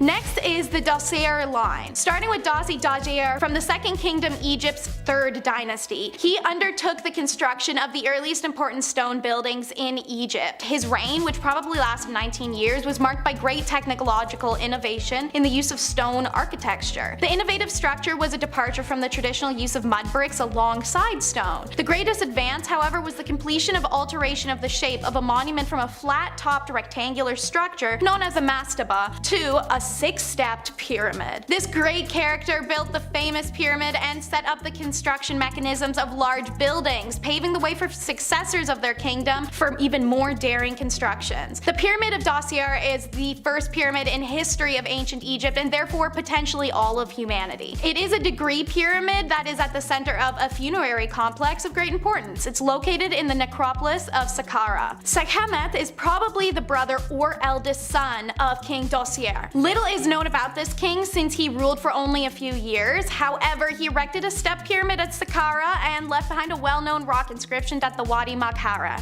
No Pep in his servant steps for sure, it's Pepi. So, Pepi the First kills the game. He does a great job ruling Egypt. He initiated the policy of intensive penetration of Nubia south of the First Nile Cataract. Inscriptions record journeys southward early in his reign, and fragments of vessels bearing the king's name were excavated in Karma. Meanwhile, Pepi II is the longest running Egyptian monarch, surviving 94 years on the throne. He's also believed to be the youngest ruler ever in Egyptian history. Pepi II was the son of Pepe I, obviously, and was born late into his father's reign. While he was still very young, he succeeded his half-brother Merene, who died at an early age. His mother served as regent for a number of years, and the old group of officials serving the royal family maintained the kingdom's stability. During the first half of his rule, he brought prosperity and grandeur to Egypt. Second half? Nowhere close. You see a sharp decline of the old kingdom as economic disarray is caused by him virtually having no oversight. Powerful provincial nobles drew talent away from the capital, and because of the unusually long reign of the king, Egypt had a senile ruler when it needed vigorous leadership. Those of Pepi's children who survived him had brief ephemeral reigns and failed to cope with the political and economic crisis that arose as the 6th dynasty ended. His tomb may be more famous than he is. Menkaures. His tomb, the Pyramid of Menkaure, is one of 3 pyramids of Giza, alongside his statue triads that show the king together with his wives and various deities. It's the smallest of the 3 main pyramids of Giza, just 62 meters tall, but has one of the most complex and best preserved structures. He had 2 wives, both are his sisters naturally, and they didn't have much luck with sons at first. 3 in total and 1 daughter. At his death, his successor, his son, Shafashkek, completed the stonework walls of the mortuary temple in brick. Menak coup was not succeeded by his eldest son, who actually predeceased him, but rather by Shepsake, a younger son. Shepsake built a monumental mastaba at the South Accra and was the only kingdom ruler to not build a pyramid. This family's work, especially the Great Pyramids, show a great mastery of monumental stoneworking. Individual blocks were large or colossal and were extremely accurately fitted. How keeping it in the family literally started a war and an empire downfall. Charles II and his family tree. The 17th century wasn't a great time to be a peasant. Agricultural production dropped, famine destroyed communities, and epidemics swept across Europe. But peasants were still better off than the Spanish Habsburgs in one important way. They weren't literally killing themselves off from intentional family activities. Charles's father, King Philip III, was only 10 years old when his parents arranged his first marriage, which resulted in 8 children. After the death of his first wife, Philip remarried his own niece and had 2 daughters and 2 more sons who died as children. Between 1527 and 1661, the year that this dumpy potato called Charles was born, the Spanish royal families produced 34 children. Nearly 30% of them died before the age of 1, and a full half died before their 10th birthday. But poor leadership from the Habsburg also contributed to this country's issues and declines. The countries needed a functioning king and governing system, and there was literally zero. The monarchy took on an enormous amount of debt while funding a multitude of war efforts in both Europe and the Americas and struggling with inflation. The king was simply unable to rule his kingdom, which would never again reach the heights of the 16th century. He couldn't speak, he was incapable of walking, his body and functions were all deformed, he couldn't even really be a human being. It was clear that Charles wasn't going to live long and he had no children of his own, so in 1700 Charles issued his last will and testament. In the doctorate, Charles chose Philip, Duke of Anjou, but instead of a smooth succession, Charles's death led to the War of the Spanish Succession that dragged on from 1701 until 1713. Maybe Smooth Criminal was written because the family was full of them, the Jacksons. Oh yeah, you guys, I'm going there. This family is a disaster and I will die on this hill. So let's break it down. Since the early 80s, it's been one thing after another. The plastic surgery gossip, Sister LaToya's claims of what she and Mike went through as kids, allegations that were settled out of court in 1994 that Mike had maybe not done some so great things himself. Who better to marry Elvis's daughter? Joe Jackson, former boxer and failed blues musician, his main skill appeared to be devising innovative ways to make his children's lives miserable. Once you knew what Michael Jackson's childhood and early career had been like, the issue wasn't so much why he was apparently turning out so weird, but how it hadn't happened sooner. Even without their father's aggression, the Jacksons still would have dealt with their weird ass mama. A devout Jehovah Witness, she had them pore over the Watchtower illustrations of imminent Armageddon for funsies, and she would wash them with rubbing alcohol, making a family of extreme germaphobes. The Jackson 5, as they were to become, were not allowed to play outside with other children. They rehearsed for 5 hours a day after school, and their enthusiasm was incentivized by the fact that if they got a dance step wrong, their father would order them to break a branch off the tree in the garden for a switch. You guys remember that Community episode?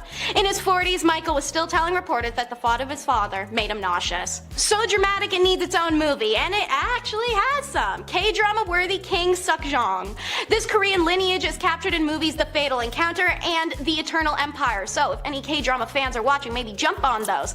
King Sukjong was a pretty fickle dude, and he didn't take much to fall out of his favor. His first wife, Queen In-hoyeon, ticked him off, so he banished her. Then he married a side piece, Lady Jang. Her promotion led to a bloody conflict known as the Jizi-Sawa, which resulted in the Sauron faction taking power and her son, Gyeongjong, named Crown Prince. After a bit, the king started liking his next son, Yeojan's mother, Lady Choi. Lady Choi was an open supporter of the previously banished old queen, and the king didn't need much convincing other than that. He demoted Jang, banished her and her brother, and then he brought back the original queen. Meanwhile, Yeojong's older brother, was king. He was sickly and heirless, so just in case, Yeojong was made the royal prince successor to handle the state affairs. Yeojong takes the lead once his brother finally kicked the bucket. During his 52-year reign, Yeojong accomplished a number of important reforms in various fields including political organization, culture, and industry. Born in 1735, his son Prince Sado was bullied by him a lot. He'd publicly humiliate him and abuse him. Sado suffered from delusions and nightmares from the age of 10, and things just got worse as he grew up. His constant quest to impress his father drove him to madness. His reaction to losing his stepmother and grandmother in the same month sent him over the edge. To say he he didn't take it well would be a gross understatement. He beat the eunuchs, he killed palace staff, he bagged a nun somehow, tried to seduce his own sister, and assaulted several ladies in waiting. In one instance, he walked into his room holding a recently severed head of an eunuch who he just killed. Then he forced anyone around to look at it, including his own wife. When his father found out what his misdeeds were, he summoned him to the court, locked him in a giant chest of rice, and after 8 days, Sato was dead. Next. Let's look at self-sabotage to the max. Wan Li, the 13th emperor of China's Ming Dynasty, had 2 official consorts and a whole bunch of B-words. That's a fun way to say he had a lot of concubines. His mother was Empress Dowager Li, once an imperial maid who had no political resources to manipulate. She worked her way up to empress, where she developed a romantic relationship with Zhang Zhuzhang, who was an extraordinary prime minister and reformers in ancient China and brought about the last great reign of the Ming Dynasty. She trusted him to teach the young Wan Li, and when Zhang passed away, he left a great empire with efficient management system, wealthy and stable civilians, peaceful borders, and no threatening enemies. Once, the Wan Li emperor slept with a maid and had an heir, but then homeboy fell in love with the imperial concubine named Zhenge. Now, his mama pitied Service Wang and forced Wan Li to give her the royal title, thus the heir to the throne. Wan Li said, nah, I want Zheng's baby, my second son, to be the heir. This controversy lasted for 15 years, countless intense debates were conducted, and over 300 intelligent officials were resigned, demoted, put to death, or exiled. But the emperor's ministers wouldn't stand for his son, Wan Li III, as heir, and Wan Li was forced to declare his first son by the consort, Lady Wang, as the crown prince. So, he stopped working. For the last 20 years or so of his reign, he was like a modern-day politician. Feet kicked up, head in the clouds. In a passive-aggressive protest, Wan Li spent decades ignoring meetings, memorandums, and other royal duties. Unsurprisingly, this undermined the country. Many historians attribute this to the crumbling of the Ming Dynasty in 1644. And last on the list, the tale of 2 brothers. In 1527, the Inca king Huayna Capac died and decided to just leave his kingdom to his 2 sons, Atahualpa and Huascar, to duke it out in a serious family meltdown moment. The 2 men had different mothers, as Inca rulers took multiple wives and concubines, so they tried the dual leader thing, but they just couldn't see eye to eye. They did what any disagreeing adults do. In 1529, a war broke out. Things got personal. Atahualpa apparently at one point drank out of the skull of one of his bro's generals. This Inca civil war would hurry along the downfall of the great civilization and aid in the erasure of its history, because in 1532, Francisco Pizarro's Spanish conquistadors arrived to erase some history and culture, and they appeared right as Atahualpa was declaring victory over his brother who he'd captured. Pizarro invited the Incan ruler to come down to the great square of Cajamarca.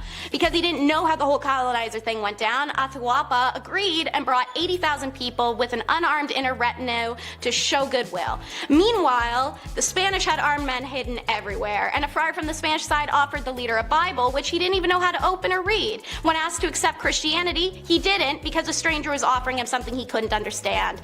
Because he refused, the Spanish jumped out of hiding and attacked the unarmed contingent. Atahualpa was captured and eventually executed, though not before he was able to get out an important order to his people during his capture. Don't forget to execute my brother.